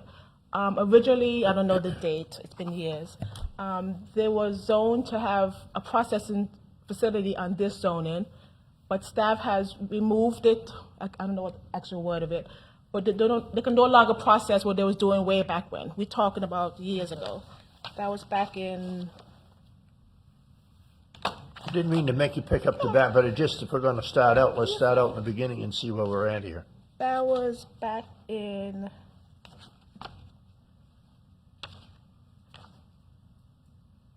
that one for 2011 for a minor site plan adjustment of conditional use for Treasure Coast land clearing. Right. I think since then, staff has revoked that conditional use, and then here we are today. Somebody else, another tenant has moved in and has continued using the property without Okay. authorization from the county. So you're telling us one was revoked way back? Correct. Okay. And then, okay, all right. It's difficult, I know, just knowing the process, not knowing completely, but seeing the process, and then knowing that it's on a piece of property, and then this one piece of property that you're using is several different zonings and all that. I'm kind of, don't quite understand why that wasn't all brought together as one. I can Wow. explain, Mr. Fogg. Yes, sir. Back in 2010 or 6, whenever we permitted, it was for air curtain incinerator. Back in 2011, we were no longer burning. We had started grinding. That's where the code difference comes in through the Okay. years. And back then, you didn't address it at that time? We did. They said that we could permit. There was no official permit issued, but it was said that we could grind and mulch in the AG5 zoning. But no permit was issued But at no that permit time. was issued on Did you that. apply for a permit at that time? No, we had been operating the whole time. Mr. Talia has Right. passed away, if Right, I I'm sure you're understand. aware I'm of. sorry to hear that. So we're taking it over with PJs and trying to get everything organized and. Okay, so I'm permitted. sure, I know your attorney is here to speak for you. Yes. And all that, and I'm sure he's gonna do a good job. But the other thing is, so in your thoughts, your plan to go ahead and get this rezoned? We Get shouldn't the have to permit- or get the rezone, permits? just get Excuse me. permitted, yes, sir. Okay, and that's why you're here today, more or Yes. less? Okay, all right, sir, I wasn't trying to do your Oh, job. no, Go no, ahead. not at all. No, you're doing better than I. So we have an affidavit from Mr. DeGrace of Culpeper Interpreting. The work is underway and we submitted that yesterday, but I have a copy with me today if it needs to be submitted hard into the record. Thank you. So the hope is that there will not need to be a rezoning. There's an issue about whether or not the portion of the property that's zoned for the utility, whether it's of sufficient size to not require a rezoning. The initial review seems to indicate that it will not require a rezoning, but it does require a conditional use permit. And we're in the process, we recognize that with Charles having sort of taken over the operation after the unfortunate passing of Right. Mr. Talley. We came on board, we've got Culpeper Interpreting on board. We recognize that it's time to get into compliance. Whatever animosity there was in the past or contentiousness we want to put behind us and just get everything square so that we can continue operating, or they can continue operating Sure. in compliance with the code. Is there a time frame that you? might- So the work is underway. Within 30 days, we should have the conceptual site plan and the permit application complete and submitted. In about 30 days. I realize that brings us right up to the next month's hearing, but that was the estimate that has been given to us as of yesterday. The work began in June, but that's the current proposition is that's how long it Okay. should take to get the permit submitted, and then it will be contingent on whatever comments. There have already been pre-application discussions with the staff. I know with Corey and with Benjamin. So we're not starting from scratch. We know Okay. what needs to be addressed. Well, we as the board, and I know I'm not speaking for myself, but I mean the board here, we want everything to be in place now. We want to give you time probably to do what you got to do, but we just want to make sure it gets done. It's one of those things where it has been obviously, not been complied with before. Right. Over the years, things happen. So we just get it done right and get it finalized. Now, I have a question, Yes, sir. Mr. Chair. What do you own here? What property do you own here? So, Charles, you might want to, it's the entire tract. So The it's- entire tract. Yeah, it's The, sort of 18, 18 almost acres. 19 acres, yeah. So it's the entire parcel, but the operations that are at it, it's a little confusing because the tenant, P&J's, which is an arm's length tenant, although they're working in conjunction to get this up to code, they operate just on that parcel or on that portion of it right there, which is the cursor or the mouse is over. So, Mr. Chairman? Yes. I've got a question for staff. The repeat offender case in the back of the agenda, was that brought just because of the name change? Do you want to hear the case now, or do you want to No, wait? well, we want to get this one done first, Okay. Well, right? well, just a question. Oh, because I just wondered why we have a repeat offender when Yeah, they seem to be going through a The process. reason why is because back in they repeat offender because it was brought to the board, and then they didn't cease operating, so they continue bringing more equipment in, more debris in. So that's why we brought it back to the board as a repeat. Okay. Because they didn't stop operating. Okay. Mr. Chair, I have a question. Yes, sir. Now, the case that we have before us, this is a result of a county action. Do we have neighborhood complaints that something was going on that was illegal? I'm not sure if the attorney's the person to ask this or if the county staff is how this case come to be in front of us. And the reason for my questioning is if it's obvious to me that ultimately they're going to prevail and obtain the permits in good faith, you know, how we move forward here and how we make a judgment today based on the code violation that we have now. It's been going on since 2022 for PJ Land Clearing. It was brought to attention back then that they were operating. And early of 2020, we contacted a representative of PJ's and let them know, hey, you have to come in, speak to staff before you continue operation. And since then, they have not got the correct zoning compliance or conditional use, Okay. but they continue operating since 2020. If I might interject, so my understanding is, and you know, every member of the public has the ability to bring a complaint, is that it's actually the other entity that does this kind of work, which is it your exact neighbor, is it contiguous, yeah, or adjacent, brought this complaint, which, okay, so let's set that aside. The important thing for our purposes, I believe, is that we do believe that we will ultimately be able to comply with the code.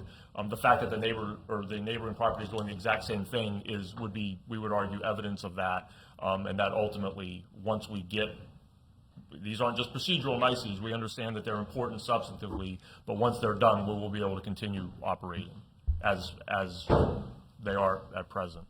Mr. Chairman? Yes. Another question.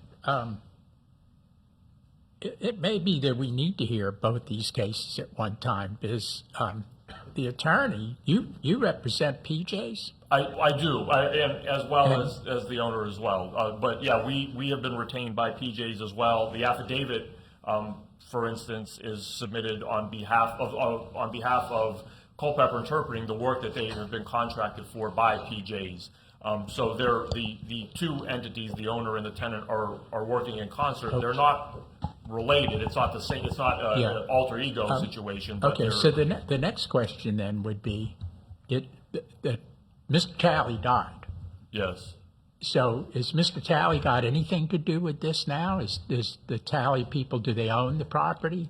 Yes. The entity that owns it is Talley and Perry Ventures, Inc., and it's the same corporate ownership. So the operation of the corporation is in a little bit of flux, or has been, with Mr. Talley's passing, but the corporate ownership of the property has not. Okay, then I got a question for Mr. Krieger. Since the case we're hearing is the Talley Perry Ventures, and the case, the repeat offender case is PJ's Land Clearing and Excavating, should we hear these at one time, or should we keep them separate as two different cases? Separate cases. Because we're dealing with really something different procedurally, I would say keep them separate. Okay. We can go to that and talk about that in a minute. And then, Okay. but let's just get this first part done. Mr. Chairman, if it pleases the board, Catherine Barbieri, we do also have a member of the planning staff here who can tell you from the planning's perspective what is going on with everything to do with the site plan and everything. Okay, all right, very good. Good morning, sir. Good morning, Chairman Fogg, members of the board. Corey Benton, Planning Manager for the record. The pre-application meeting request that was highlighted was submitted in December of 2020. We held our pre-application meeting in January of 2021, issuing a report in early February that highlighted the exercise required to verify that they do own a minimum of 5 acres of land within the utility zoning district, which is the district eligible to file a conditional use petition for this land use. In addition to the conditional use permit application, it will require a major site plan to be filed for review. First step is staff, the Development Review Committee's evaluation, then a public hearing before the Planning and Zoning Commission for a recommendation, and a final action by the Board of County Commissioners, each of those being a public hearing with public notice. For context, immediately east, which was referenced, the Sampson tree removal and clearing land debris facility that was permitted, they filed their collective petitions in, I believe, June of 2020, and they received final approval in July of 2021. It was roughly a year process. Now, the applicant to the east, they coupled a land development code text amendment into their package. Therefore, that added a little bit of time for review. These types of facilities have minimum criteria regarding pavement, access, different stockpile standards for separation and fire prevention. There's also a requirement for a surety for removal or other precautions to ensure that life safety is on the forefront. But a conditional use process, we would anticipate between 4 to 8 months for this type of proposal. But the last pre-application meeting was in early 2021. Okay, so it's a lot to take in, and it so actually what they're doing here today is going to take a long time to get this all worked out, correct? Yes, Mr. Chairman, we anticipate at minimum 4 months from submittal of a complete application. Okay, so I guess once again, like I asked on another case, everything is going along though. I mean, it's all being, nobody's holding back. You're asking for things and they're supplying what you need? Chairman, members of the board, with the pre-application meeting in February of 2021, we have not received the conditional use and site plan petitions yet. That would put us that sounds like there's a drag there. Over a year. Well, and frankly, that's why I'm here today, and that's why I got hired, to make sure that doesn't happen anymore, and that's why Culpeper Interpreting has been retained, because we recognize, frankly, there seemed to be, and he's not here to speak on his behalf, there was some resentment or some idea that way, we already had this permit, we don't need to do anything else, and why was the permit, and that was getting in the way of going forward and getting done what needed to be done. Mr. Talley passed. Charles is here. He's in charge. He is recognizing, not to say anything ill of Mr. Talley, but that we need a change of approach, and that's why we're here. All right. Mr. Chairman? Yes. I'm ready with a motion. I have a different opinion of this case now than when we started. Okay. As it was brought out, there were some hard feelings between the county and the Tallies over what's gone on over the years. I'm willing to put that in the past. I hear words coming out of them. They have hired Butch Turpinning. They have an attorney on board. They're talking the talk. I know that this process is going to take months, and it sounds like they're committed to it.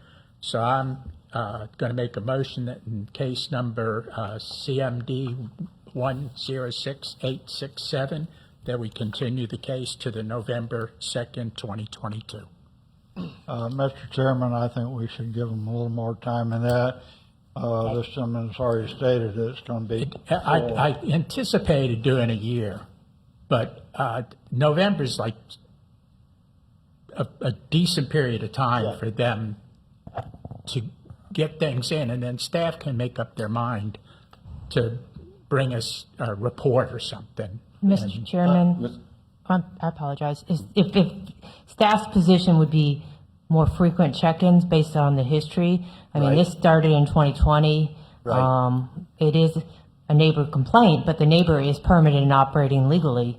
And if there's a fire out there, it's going to take out probably the neighbor also. So we are very concerned. So we would rather have more frequent check-ins and having them coming back and reporting to the board based on that serious concern. Is November then too late for the staff? Would staff like to see something before November? Yeah. I have a question. Well, wait a minute. We got a motion here. Hold on just a moment, please. We're not opposed to the November, but a year, it would be way excessive in staff's thing. But we do want every 3 months, 4 months to come in and have the board understand what progress is being made. Yeah. Once again, based on those observations, I would second that motion. So we can finish any discussion. Now we're on the question. Yes, sir, Mr. Pete.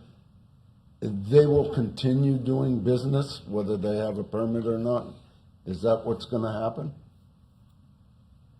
Yeah, they've been doing business, yes. There is no stop work order or anything for this. That's where you'll At this deal time. with the repeat file. So. You have the issue of a repeat violation that you can consider at that time. Right. Because with a repeat violation, you can impose a fine. Right. No, I Immediately. understand that, but we're working on one. Right, but I mean, the first. point is, you have to separate, kind all of right. separate the two. So we're working on the first part of this, Tally and Perry Ventures. Mr. Murdoch, do you understand that? Yes. What she and was I asking, agree with the frequency, time why she was, laid out. Yeah. okay, is that okay? All right, so there was a motion and a second. All in favor of the motion, say aye. Aye. Opposed, like sign. Okay, so we got this one, and so this is gonna be November 2022. Okay, you got that? Got that one? Absolutely, yeah. Okay. Thank you. I don't normally do this, but since you're here, I'm gonna zip over to this other one to try to get it out of the way. I appreciate Is that. all right Thank with the you. board? Any Page questions? 33. And we'll go to the rehearing, consideration, repeat violation hearings.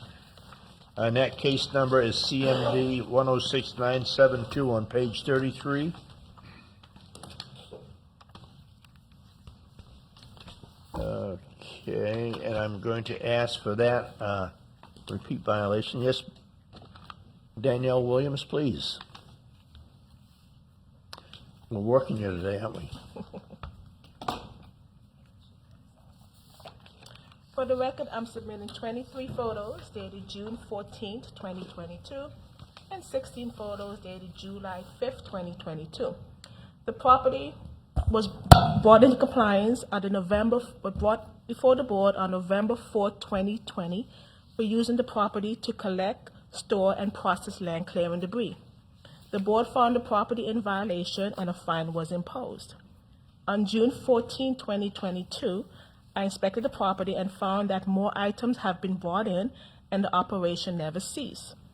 On June 15, 2022, I issued a repeat notice to appear for continuing to be in violation of Section 3.01.03C, Ag 5, for the collecting, storing, and processing of land clearing debris and other miscellaneous items that are not permitted in the Ag 5 zoning, Section 38-26, for having outside storage of items and materials such as the piles of debris and other miscellaneous items, Section 11.05.00, for not having a zoning compliance permit for the collecting, storing, and processing of land clearing debris on the utility zone section of the property, Section 3.1.3W, to cease collecting, storing, and processing of land clearing debris on a utility zone property until the conditional use permit is obtained, and Section 7.10.12, scrap, waste, and recycling operation,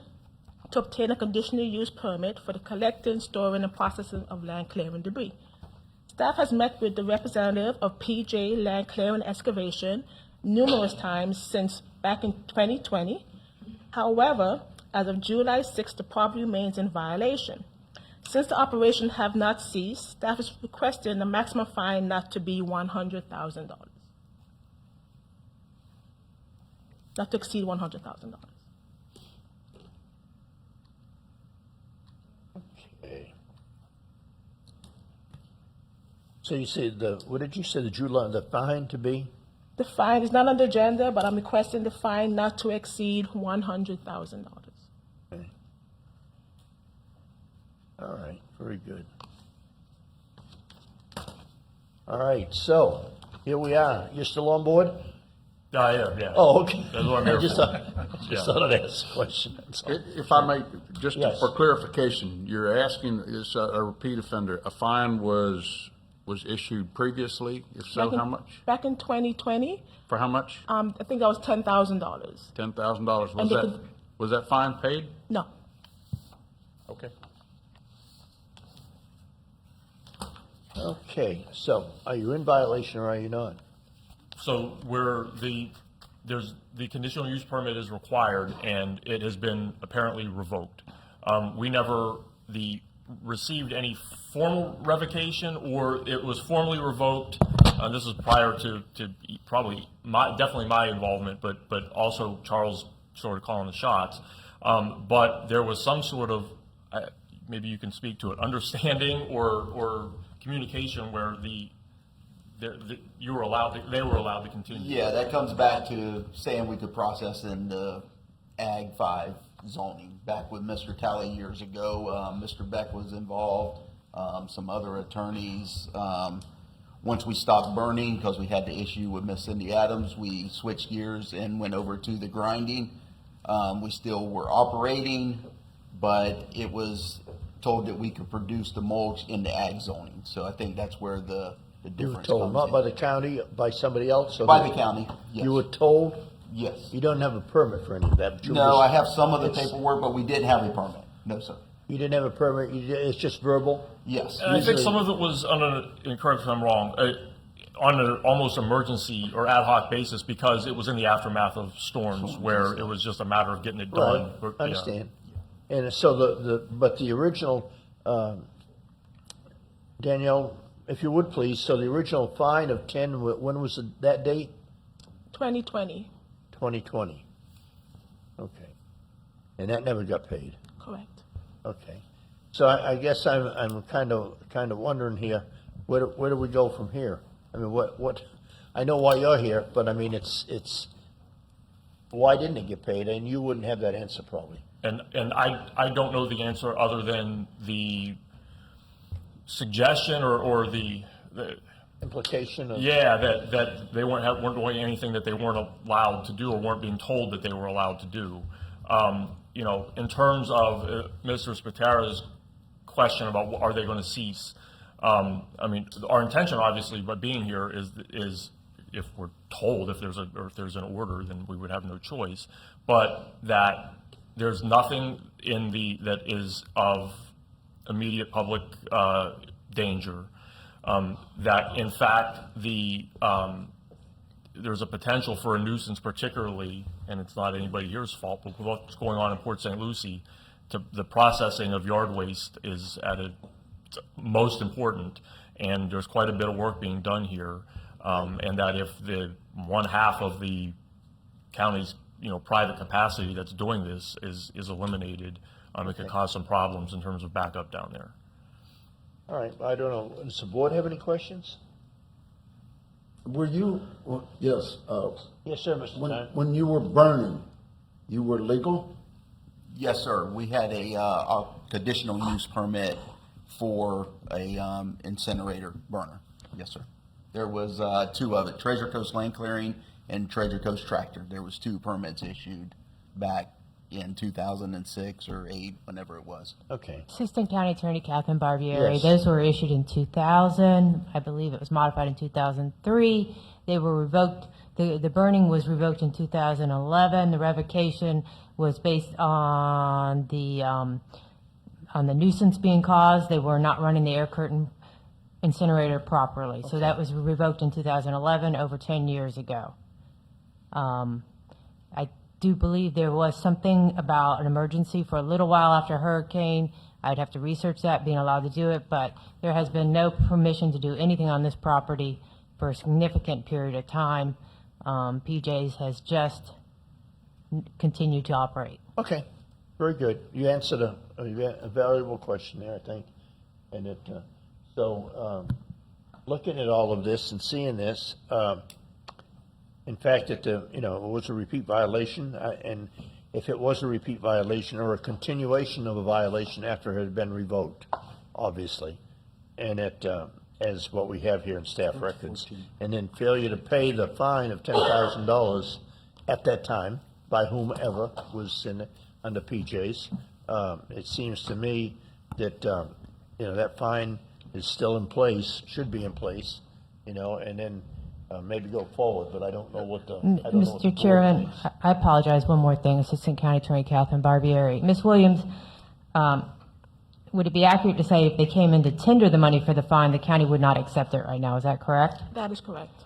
Because we don't want them to make the allegation that the case was abated when the fine was paid, because obviously they're still in operation. So at this point, I just wanted the board to be aware that we would not accept the money. We want to leave the lien on the property in case somebody tries, the lien out there in case anybody tries to sell it, so they know the operation is not legal.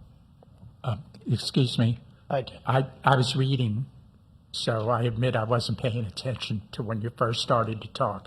So they haven't come in to offer one. They have but if not they offered did, you it, wouldn't accept but we would, just so the okay. board is aware, staff would not accept the tendering of it. We don't want you to have any half information, because it is not in compliance, and we don't want anybody to say, oh, look, the fine's been paid, it's all good, and then turn around and sell it the next day. Okay. Well, Mr. Chair, so that brings a question to me. We assess a fine, and you have the legal ability to refuse accepting the fine money Until for it's that? abated, yes. We want the abatement to happen also. Okay. Would that not be a separate case? That seems odd to me and I'm not. If they were to insist on it at that point, then we would want to make sure we have another case going forward. We need to make sure that we have any future purchasers on notice. So that brings me to the next question. You wouldn't accept the $10,000 fine. Let's just say that today this board chose to put a $100,000 fine, as was suggested. We would accept it when it's abated. Our goal is compliance. So if we offered up another $100,000 fine, you would reject that too if it's not in compliance? Then we would have to start another case the next day if they came in and offered it. Our goal is to make sure that future property owners know that it's not in compliance until it is in compliance. Okay. Ms. Barbieri, I have a question. If the board would keep a running fine going on there till it's abated, would that be an answer? We cap them. The board, I guess, doesn't have to. That would be something for Ms. Krieger to decide. But based on prior case history, we have always recommended a cap so that you don't have an excessive fine on a piece of property where it's worth more than the property, and so the motivation to abate is gone. So the other one is to start another fine? That's what a repeat is for, yes, sir. That's why we have repeats. Honestly, we could bring a repeat case for every day this stays in violation. You could hear this case every code board meeting if staff was to open a new case every time. Because every day it's in violation. After the cap is reached, we can. Okay, I have a question. Because it's a per day cap, per day Sorry, I fine. didn't mean to interrupt. Go ahead. My turn? Yes, sir, I apologize. No, that's okay. I'm just trying to. Okay, so now you want it to be brought up to code. Yes, sir, that is Okay. that is and what I we want, understand it to that, be and in compliance like the That's neighbor. what we do here. We bring things up to code.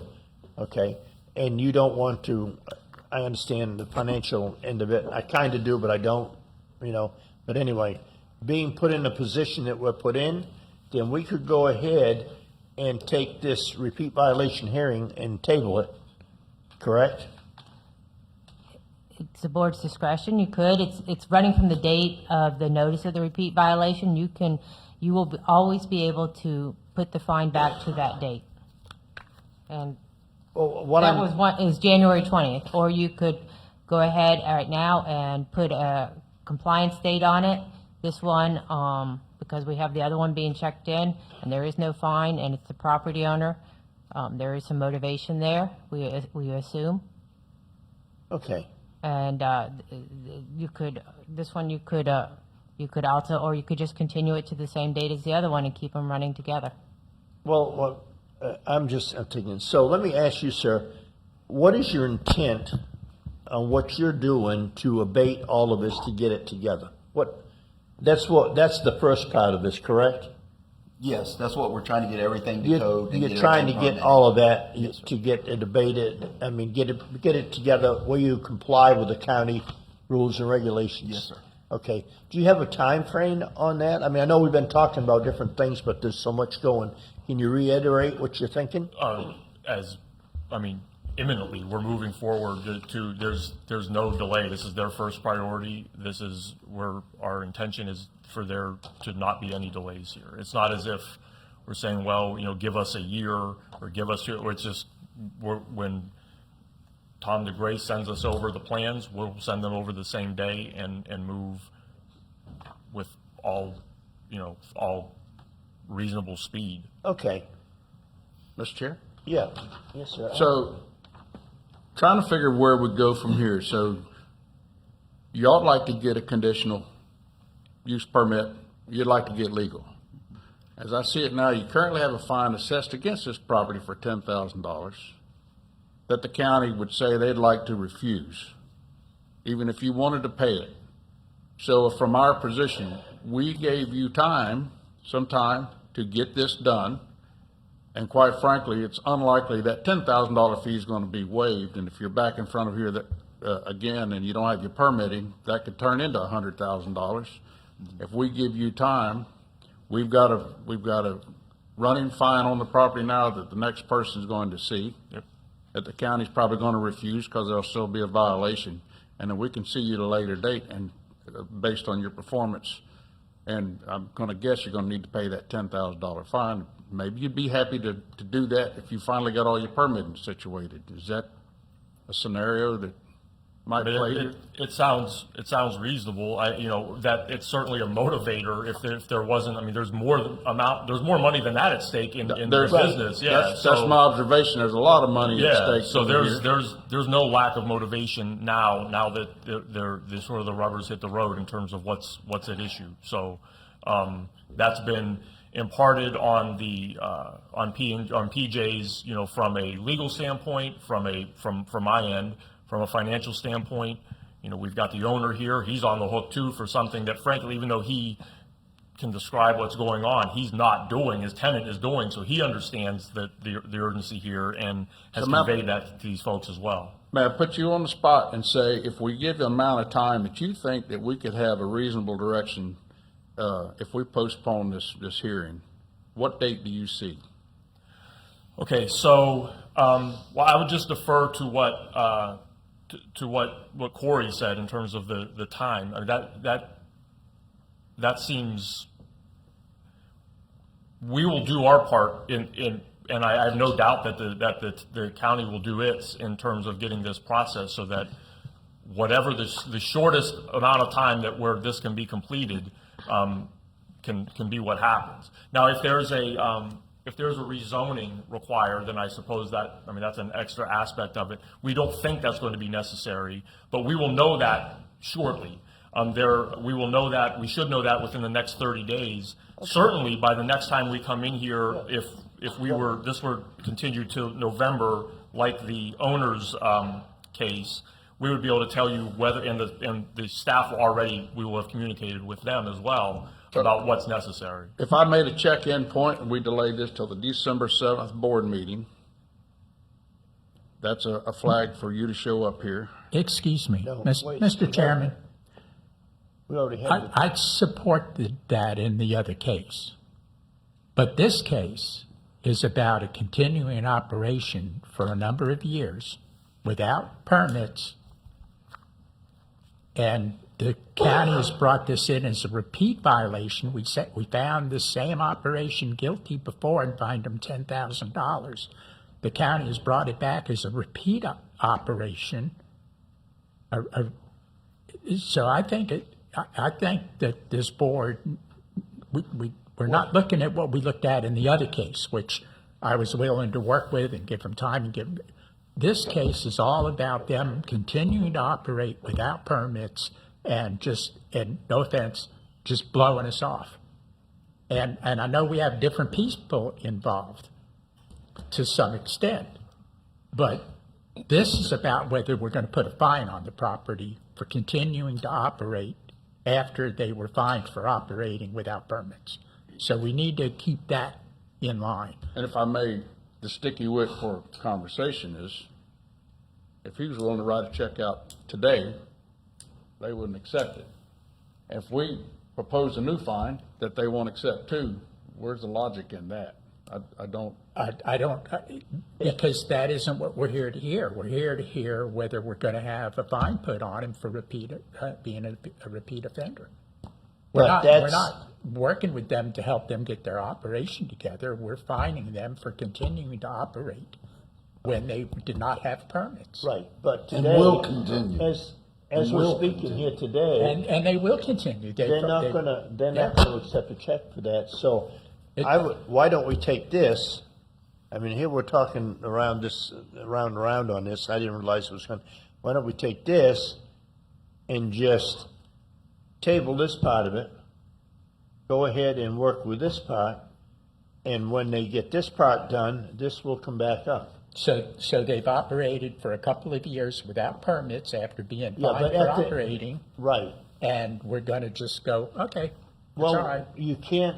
So what happens next time when another company comes in here that's been doing something for a year and a half, and they take us to court, and the court goes, it oh, probably last wouldn't time be just let somebody and operate it probably for 2 wouldn't years. be a $10,000 fine either. So I mean, that's, Another thing is, there's a similar operation next to them, is that what I understood?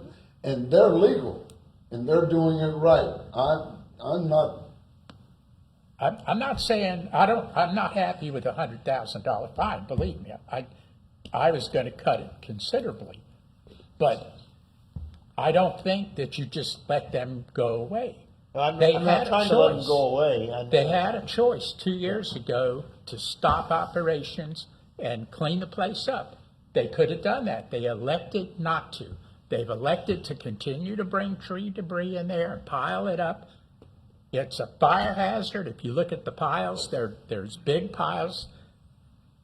Mr. Chairman? Yes, sir. I believe Mr. Waters is fixing to make a motion. Let's get a motion, vote on it, and move on. Otherwise, we're going to be discussing this till the cows we come home. can't, unless we set it for another. Let's try your motion. See how Okay. it goes. I hereby move in reference to case number CMD 106972 that the Code Enforcement Board make the following determination. After hearing the facts in this case, the testimony and the report of staff that the violation previously committed has been repeated, and having considered the gravity of the violation, the actions, if any, by the violator to correct the violation, and any previous violations, we make the following determination. A fine of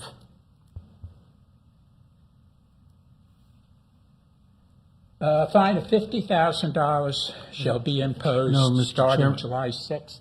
No, because the incentive is for compliance, so you do a daily fine. You can do a daily fine of up to $500 a day with a maximum of $50,000 if you were And- going that way. and then- You can't do a lump sum. You have to do per day, hold because on. the idea is the fine will be going because we're trying to get Okay, I compliance. thought this was Getting- like that truck No, to that getting dirt- them to, that getting where them we to put a- stop. Okay. The idea is to stop. So if they stopped it, they stopped their operation tomorrow, then they'd only have a $500 fine. See, the whole thing is compliance, and that's what staff is Well, is but trying we to did say. the case with the dirt haulers where we Well- gave them a $50,000 fine or something. Well, I don't recall what you're talking about, but the bottom line is here, you have to do a per day fine. Okay. All right. Do we have? You can go $500 a day. But we don't have a start date. Can I get a start date? The start date is June 15th, 2022. Okay, June 15th. Okay, so then a fine of $500 per day shall be imposed each day the violation exists starting June 15th, 2022, with a maximum fine not to exceed $50,000. Zero cost for prosecution. How much was that a day?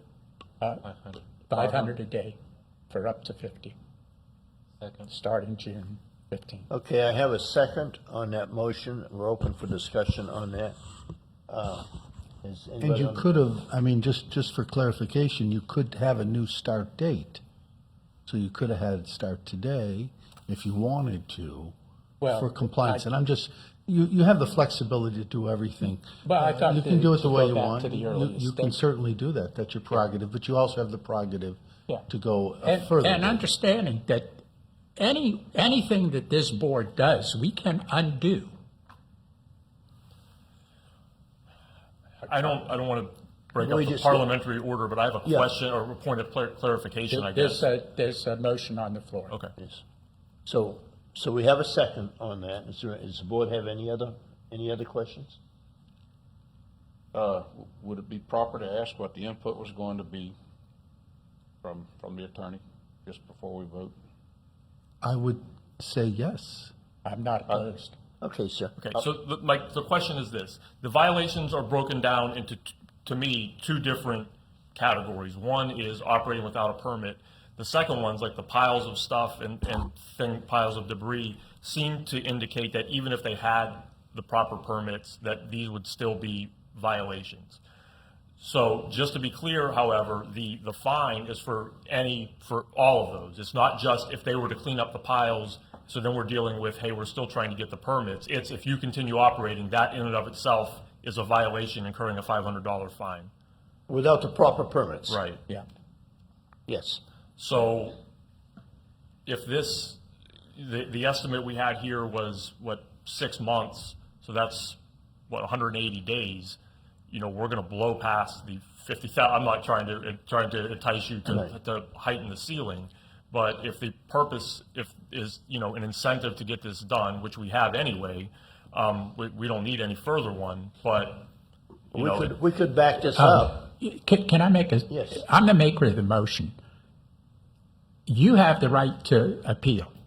Oh, I understand. If you guys follow through and do what you're supposed to do, get it done, then you come back here with a request for reduction, and I'll be the first guy on board.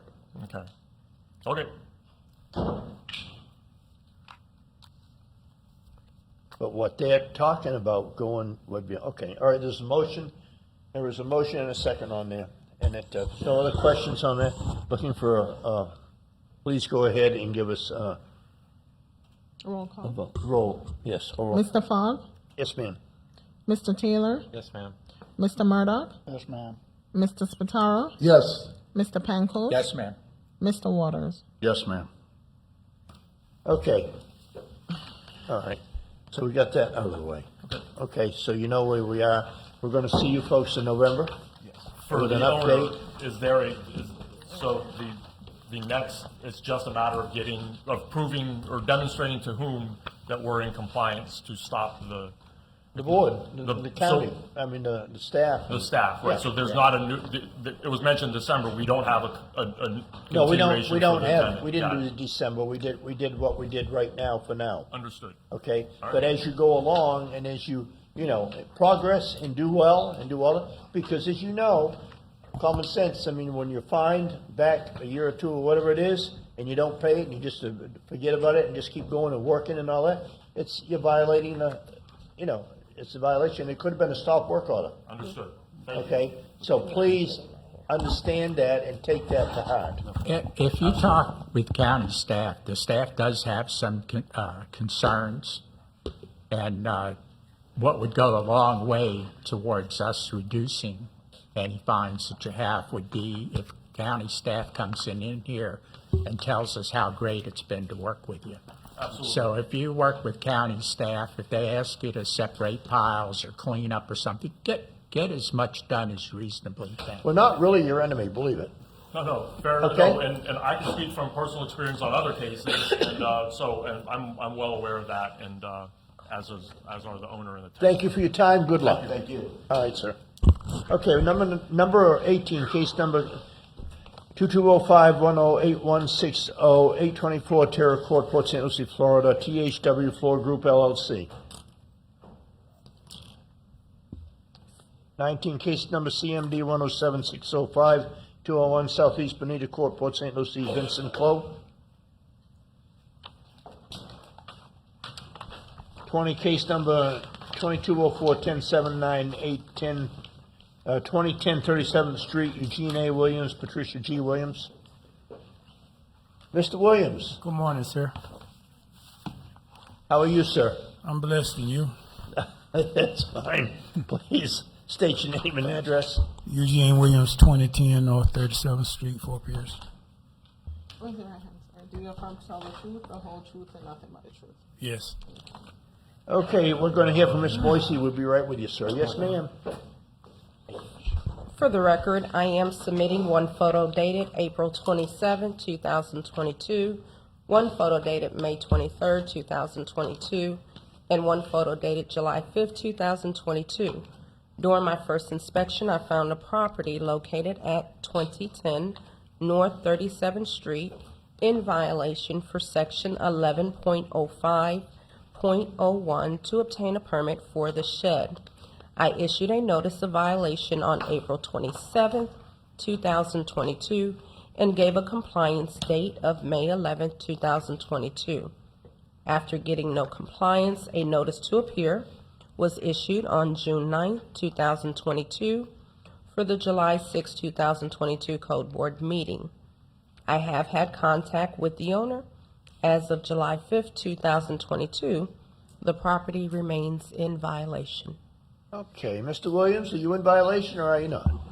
Yes, sir. Okay, tell us, what are we going to do? I would like to have an extension to, I'm going to get the permit. I thought I had everything together Friday, but I need some more time. I need to get the engineer Okay, report. so you're talking 30, 60 days? Can you get Yes, it? sir. Okay. All right, board members, anybody have any questions?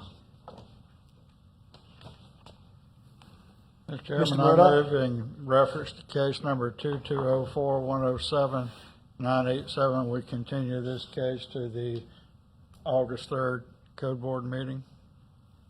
Okay. I'll second. Second, Mr. Waters, all in favor, say aye. Aye. Opposed, like sign. Okay, sir, you've got, but please do diligent and get it done, okay? Yes, sir, thank you. 21, case number 2204107913, 3006 Langston Drive, and that would be J.H. and Gloria Dixon. Okay, number 22, case number is abated, is case number 2206-108259 is abated. 23, case number 107302 has been removed. We are on now 24, case number CMD 107-52631 Glenview Avenue, Fort Pierce, Florida. And then, Austin? Mr. Chair, 19, Austin. I have a question. Yes, sir. When something's abated, what's the difference between being removed and abated? Why is it removed? Miss Catherine has the answer. Assistant County Attorney Catherine Barbieri, abated means they complied with the violation. The No. case is closed, removed. There may be something that maybe they're working with us or something, and we've removed it to work with them some Your more. choice. Yes, sir. Staff has decided to do it. There could be an issue, something like that. Okay. Okay, good morning, gentlemen, all of you. Who's speaking today? Is everybody speaking? Yes, my name is Trent Ebner, 1104 6th Street, Okeechobee. Okay, gentlemen? Etienne Augustine at 3253 Southeast Western Road, Port St. Lucie, Florida. The other gentleman? Claude Augustine, 3253 Southeast West Road, Port St. Lucie, Florida. Okay, very good. I think when she gets done, you're going to have to raise your right hand. You're going to have to move the cane to the other hand. And do you affirm to tell the truth, the whole truth, and nothing but the truth? Yes. Okay, And Mr. Chairman, the board, 24 and 25 are companion cases. 24 and 25 are companion cases, okay. So I'm gonna go ahead and, before I get with Paula, I'm gonna go ahead and read in the other case, so when we have, when we're talking, it'll be on both. This would be number 25, case number 107524, 631 Glenview Avenue, Fort Pierce, Florida. Okay, Connor A. Sargent. So, yes, ma'am. Good morning. How are you doing? I'm good. It's thank been you. interesting.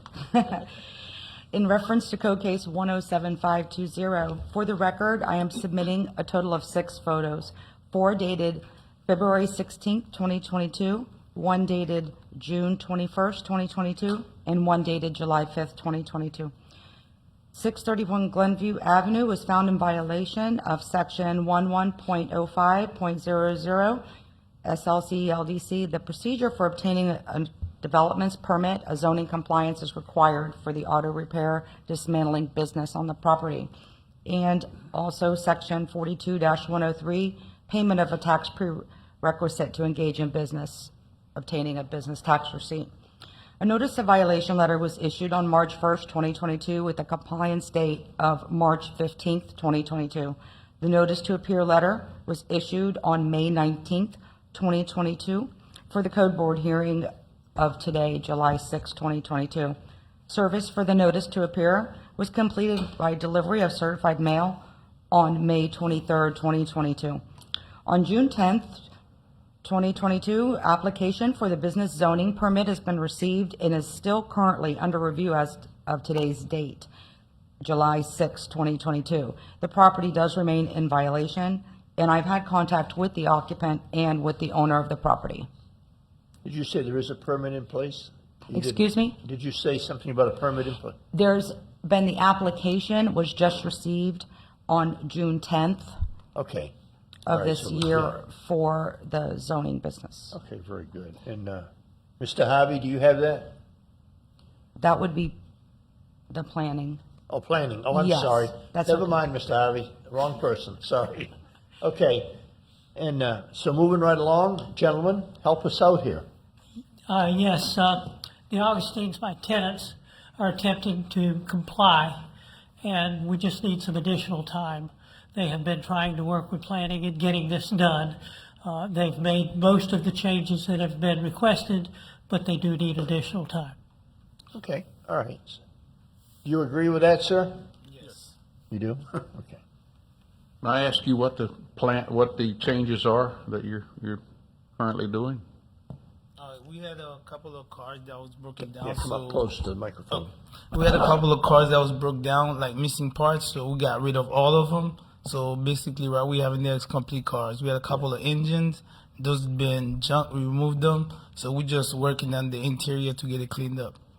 So you've cleaned up some exterior stuff that you were requested to do. Yeah. Yes. It's Okay. done. And what kind of work do you do there? Auto repair. Just auto repair? Yes. Okay, but you can't store a lot of stuff out there. No. That's in violation. Yes. You don't want to get that man in trouble. Yes, I know. Okay? Mr. Chairman, I have a motion. Yes, sir. In reference to case number CMD 107520, I move that we continue this case to the September 7th Code Board meeting. Second. September 7th. There's a motion and a second. All in favor, say aye. Aye. Opposed, like sign. Mr. Chairman, and Wait a minute. Don't get, oh, go ahead. I'm sorry. You're not making another motion. case, right? Pardon? The companion case? Right, but this is different than this one. Oh, sorry. No, it isn't either. Payment of tax prerequisite Oh, okay, well, on there. sorry. Got ahead of myself. No, I mean, that's what I was going to ask about. So on this next case, 107524, yes, ma'am, do you have anything on that? The only change in the testimony would be that the service of delivery for the notice to appear was on May 21st. May The 21st? testimony is the same. Okay, all right. So my question is on here, payment of prerequisite for engaging in business. Did you have licenses and taxes and all that? What are you doing there? Oh, I had applied, but I was still waiting on zoning to get everything compliant. So is it done? No, I'm still waiting on zoning so I could, but I had already applied. I just didn't get everything. When did you yet. apply? I don't think you can get one without the other. Yeah. Yeah. Yeah. Okay, but when did you apply? It was last year I applied for the tax. Last But year? Yes. And then for the zone, and this year I had to wait on zoning because I couldn't comply with zoning. What it's saying, he can't pay his business tax until he gets zoning approval, which is. Yeah, I understand that, but for a whole year Yeah. for zoning? That seems a little far out, I thought, but anyway. And So you just need a little time to finish up the zoning part, right? yeah, because I mean, it's important. It just can't go on and on, to come back next time and say, well, they didn't do this yet, and we have to go on to another month, 2 or 3 or whatever. We really don't, we prefer not to do that. Okay. But however, just to let you know how serious we are, okay? Okay. All right. Yes, sir. Okay, Mr. Chairman, I have a motion in reference to case CMD 107524 that we continue this case to the September 7th Code Board meeting. Okay. Second. All right, I'm going to call a question. And the first one you didn't ask. I didn't? Okay. All right, well, I meant to. So, okay. So there's a motion and a second on this. All in favor? Aye. Okay, anybody opposed? Okay. You got till, September 7th. there you go. Thank you. Okay, see how easy it was? Watch out for that cane, Mr. Ebner. Okay, so this is the end of the violation hearings, I believe. We're going into fine hearing. Let me back up. Can we sound the halls, please? Let me back up and, Mr. Waters, when you sit in that seat, you have to call out as an assistant, you have to call out the people that didn't show.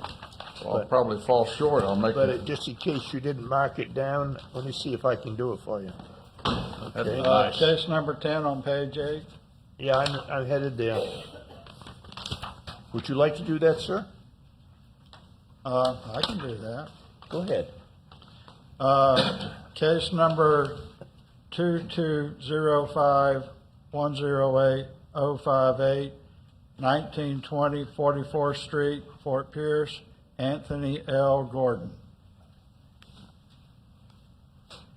Number 12, case number 2206108286, 9326 Treasure Coast Street, Fort Pierce, Clofi Balaza.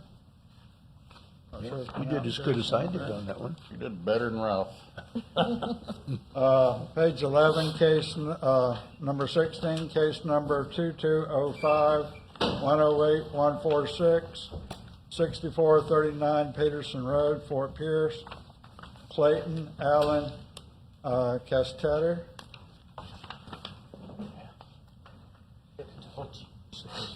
Number 18, case number 2205108160, 824 Terra Court, Port St. Lucie, THW Florida Group, LLC. 19, case number CMD 107605, location of violation, 201 Southeast Bonita Court, Port St. Lucie, Vincent Clove.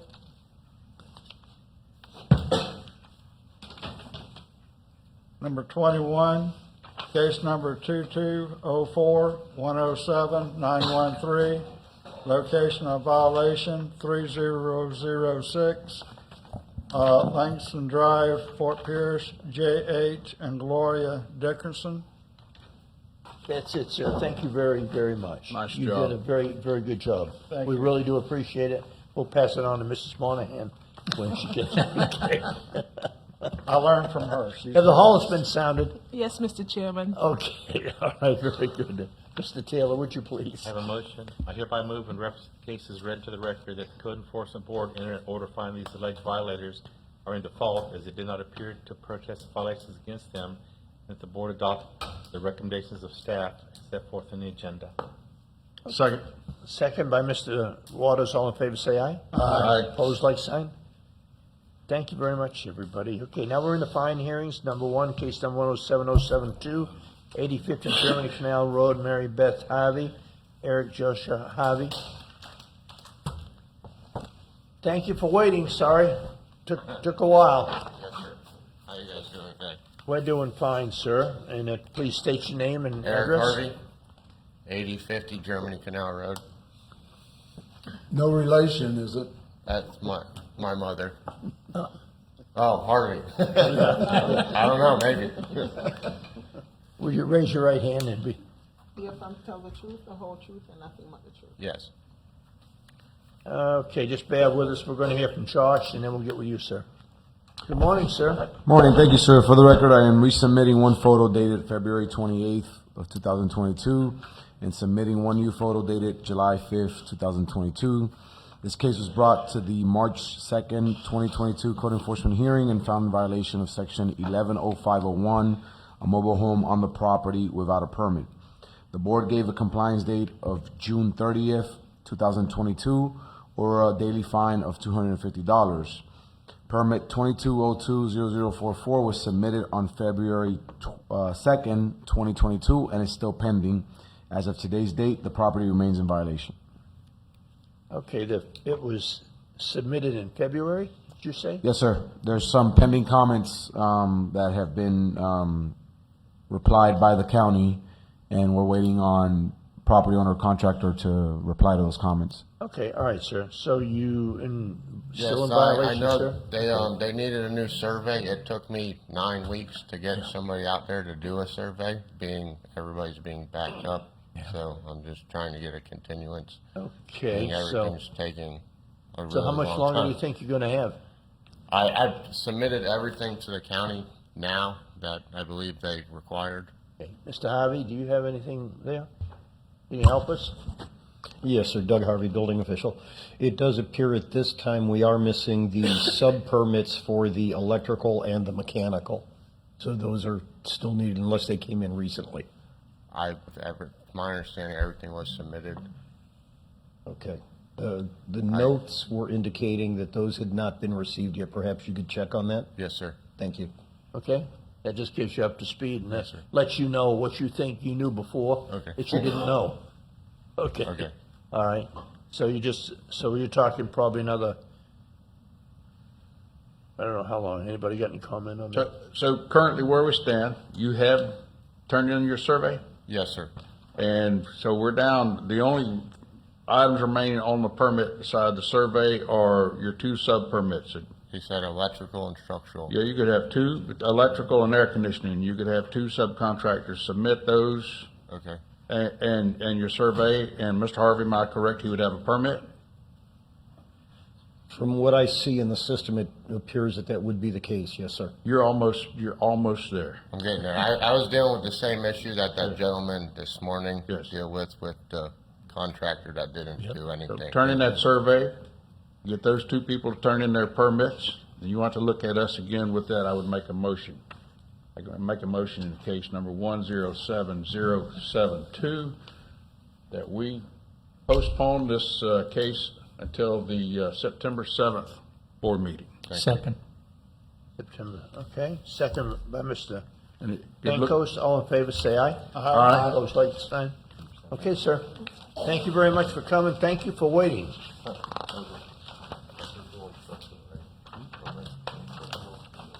Okay, number two, case number 107193, 7870 Germany Canal Road, Jonathan Martinez, Marina Martinez. Okay, Josh, please. Thank you, sir. For the record, I am resubmitting one photo dated February 28th, 2022, and submitting one new photo dated July 5th, 2022. This case was brought to the March 2nd, 2022 code enforcement hearing and found in violation of section 110501, a mobile home on the property without a permit. The board gave a compliance date of June 30th, 2022, or a daily fine of $250. Permit 22020681 was submitted on February 25th, 2022, and they have been notified that it's ready for pickup pending payment. As of today's date, the property remains in violation. So they've got a permit, just Nope, haven't picked it they up? have not paid for it. Oh. And they've been notified that it's How ready much for is a pickup. permit? Yes, sir. Doug Harvey, building official. What I have been told in the notes in the system reflect that the permit has not been picked up because of impact fees that are due. And there was going to be a conversation, I believe, with the planning department. I would defer to either Mr. Benton or if there's another representative who's familiar with the case. But there are notes in the system regarding that. Mr. Benton? May I ask him, while he's coming up, that they were notified? How were they notified? I just want to make sure that they in fact knew the permit was there and they knew we're having a meeting today, if they're not here to defend themselves. That's two separate things. Notified about the meeting, yes, through the orders, they received it in the mail. Notified about the permit, the permitting department, through the system or via email, contacts the property owner, or a phone call, let them know that the permit is ready for pickup. Mr. Benton, can you help us on this? Good morning, Chairman Falk, Yes. members of the board. I'm trying to recollect if this is the exact inquiry that we received. There was some question by a applicant recently as to which impact fee rate would apply to a Class A mobile home being permitted as a single-family home. The county recently updated our roadway impact fees.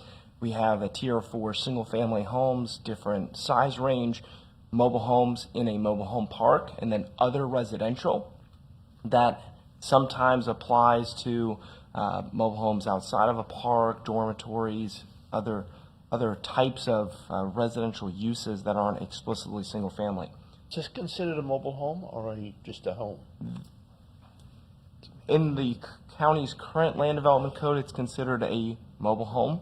Okay. And of course, by other agencies and jurisdictions, including HUD. That said, with certain updates in Florida statute, there are limitations for local government to distinguish them differently than a single-family home.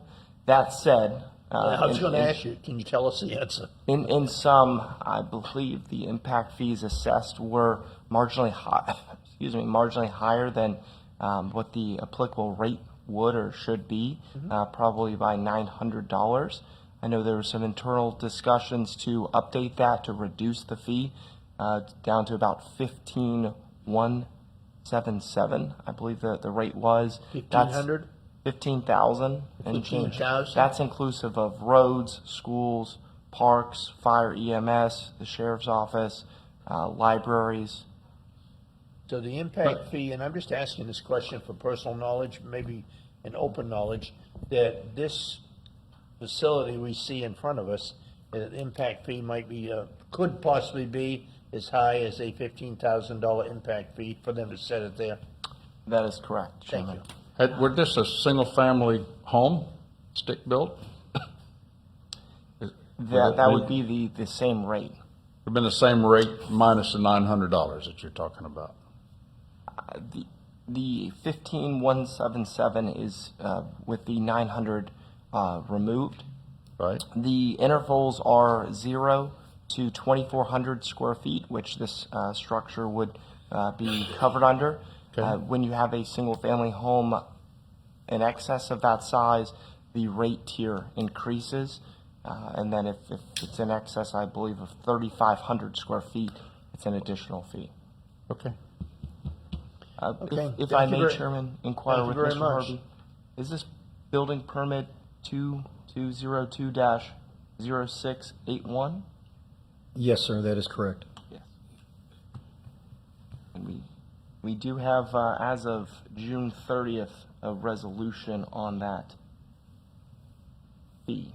We within 1 to 2 business days of the inquiry from Ms. Martinez, we resolved it in correspondence with our impact fee manager, the county, confirming that lower fee. The fee's lowered? Yes. Okay. To that figure? Okay, very good. All righty. we need to, on here, what are we doing? I feel conflicted that we have a home, they've applied for permits. It seems odd to me that someone wouldn't be here to represent themselves. I'm wondering if there was something missing here. They've gone this far. I'm not so sure if we wouldn't put this off till next month or give them a chance, because they've come a long way to go this far and not to show up. There must be a good reason. So I don't know if the rest of the board member would be interested in just putting this on next month. I agree with Mr. Waters. I think we should table this to the next code board meeting. Just Yeah, to give I wouldn't them put a an fine on opportunity somebody. to- I just, With everything that's just, going on. just to have the most caution that we could, that we don't just arbitrarily, I mean, it's not just an arbitrary process, it's very tedious. I would love for staff to make one more contact. It'd be nice to say, we contacted them and they said, we can't pay the fee, we quit. You know, or if there was a reason that something beyond, we sent an email and we didn't get an email response. I'd like something more. Mr. Chairman, I move in reference to case 107-193, we continue this case to the August 3rd code board meeting. Okay, and, I the second. reason, and just put on there in your mind for the reason why, so we'll know. Just to verify that they Yeah. were contacted and knew they were supposed to be here. Okay. We don't know that, so we just want to clarify that they knew. Okay. they should For be discussion Yeah. with the staff, if there's any way, it would be nice at the next meeting that someone can say, yes, we made contact, they said X, Y, Z, if that's available. I know it's not always Mr. Chairman, available. board members, we did make contact. I emailed property owner 2 weeks ago, reminding them of the hearing and reminding them that the permit was ready for pickup. Did they respond to you, sir? No, sir. Okay, so once again, a sent Don't know email they got it. doesn't mean they got the email or that we didn't get a response. That's what I was looking for. Okay. Okay. All right, motion, second. Yeah, vote. there's a motion, there's a second, Mr. Waters, all in favor, say aye. Aye. Opposed, like sign. Okay, number 3, case number 106-900, 2350 Old Dixie Highway, Muriel VMC Marina Properties LLC. Thank you for waiting. Very interesting. It's not always easy, is it? See, you thought you had it easy, and then you saw what happened. Well, please state your name. My name is Susan Buersdorf, Address? 5775 17th Street Southwest, Vero Beach, Florida, 32968.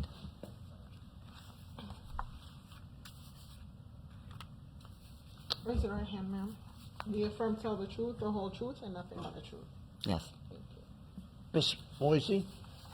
Yes, for the record, I am resubmitting 3 photos dated June 28, 2021, 1 photo dated November 21st, 2021, 1 photo dated January 11, 2022, 1 photo dated February 16, 2022, 2 photos dated February 28, 2022, and I am submitting 2 photos dated July 1st, 2022.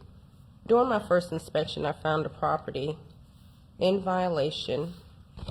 I found a property in violation for section 13.09.00, exterior property maintenance, section 304, exterior structure to please obtain a permit to repair the seawalls and concrete pad, section 13.09.00, exterior property maintenance, section 304, exterior structure to please obtain a permit to repair the wooden decks. I issued a notice of violation on November 22nd, 2021, with a correction date of December 6, 2021.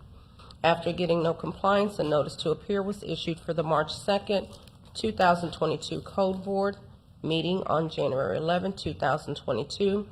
At the March 2nd, 2022 Code Board, the owner was present.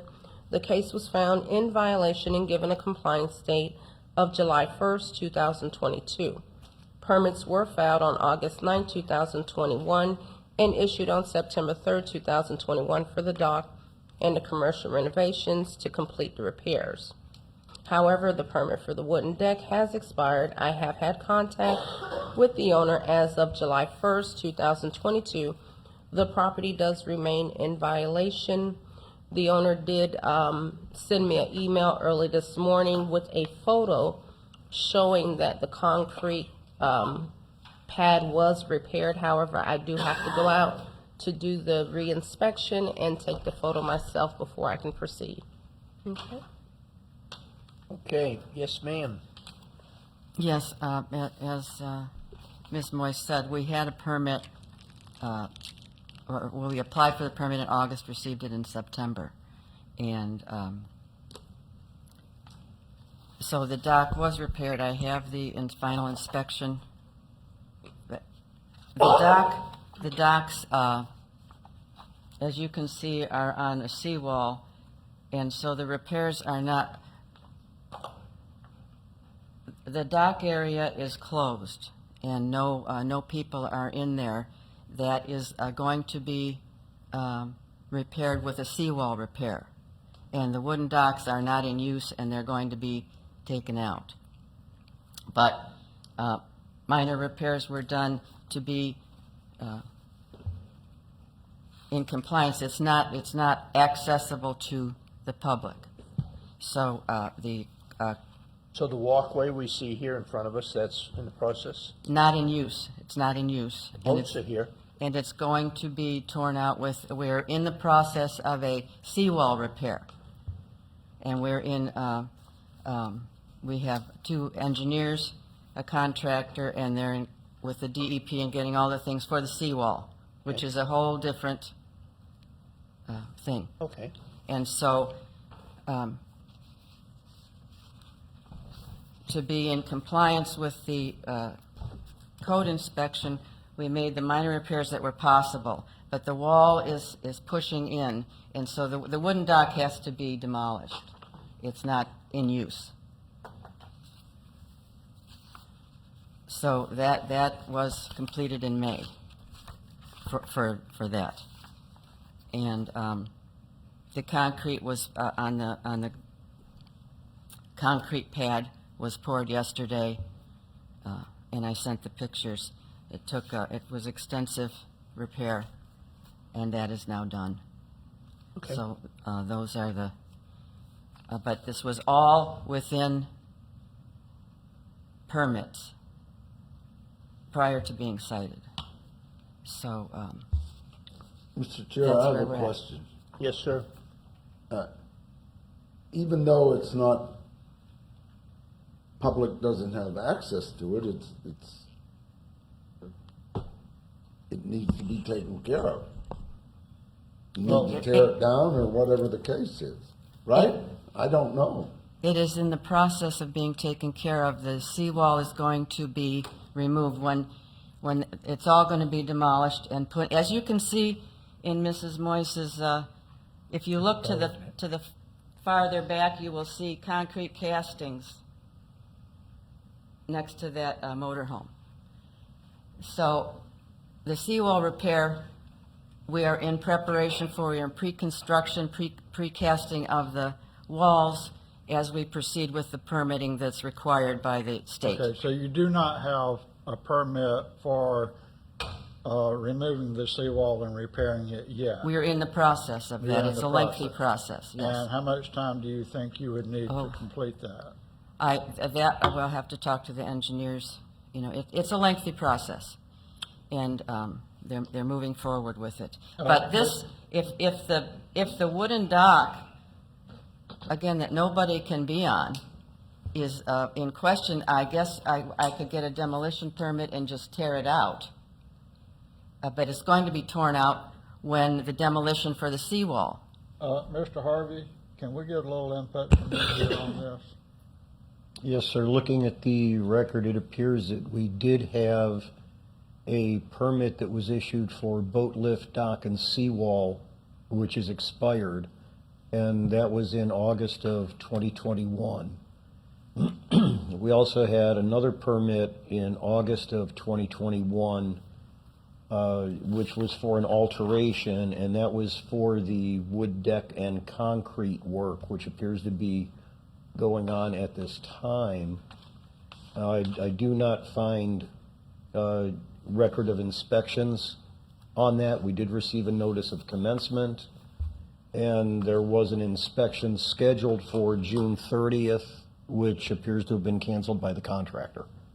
But that's That- all the information I have available. Okay, that would be for the pouring of the concrete, which the concrete company, so now it's poured. But I have the.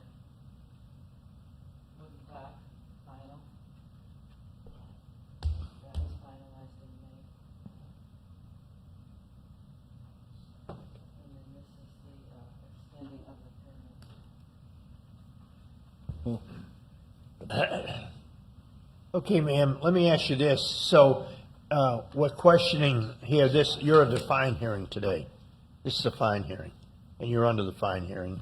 And you've been to 2 or 3 of we've had, to get to here, it's taken a while. One. And so the permits that expired, what have you done about those? Anything? They're not expired. One was completed and one was extended, but now with the pouring of the concrete yesterday, it's completed ahead of the extension. Oh, I'm sorry, did I misunderstand you, Mr. Harvey? They're extended rather than, No, sir, I was referring to information that is on the screen, and it shows in the computer system as expired. I was just presented with information on this particular permit, which does show an inspection performed by one of our county inspectors for a final inspection. And that was during the same period of time we were doing the changeover of the software systems. So I'm guessing that the inspection just did not get recorded in the Okay. new system. So does that- I apologize. all right, so then evidently that would mean that if one of these sections has been completed or has not, that we have in front of us on this. Yes, sir. Permit number 2108-0217, which the job description says repair existing wood docks as need, 5 dock locations, surface of wood docks only due to tripping hazards. That is the permit that appears to have been finalized on May 3rd of 2022. And Okay, so I have another question. yes, sir. If, maybe not from you, but from staff, and this was taken 7/31. 7/31, No, July no one. 1st. pardon me? First. The photo was taken July Oh. 1st, 2022. Oh, that's a 0, 701. Yeah. Looks like a 3. It did look like a 3. Mr. Chairman, I would like to offer this, that it seems that the county needs to go back out, maybe inspect the latest little work they've done, and we update the computer and all that sort of stuff. Okay. Let's continue this till the next August 3rd meeting until they kind of get all of that sorted out. Yeah, but is, in her, as she's working on this, how long is it, you're working diligently on this, obviously, so is it gonna be done in August, September? Well, I don't know what you're asking. What we're I gonna do- believe that I have complied with the code violations. Okay, The seawalls is a whole different, and perhaps the staff can, a different permit.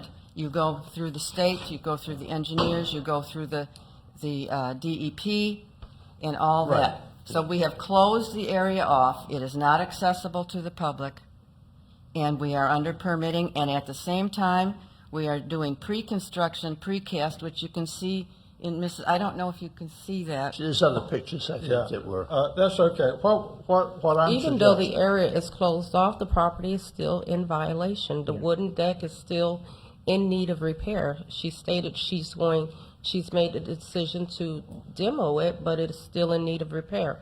It needs to be demoed or hold on. repaired. no, she's, I understand that. I do.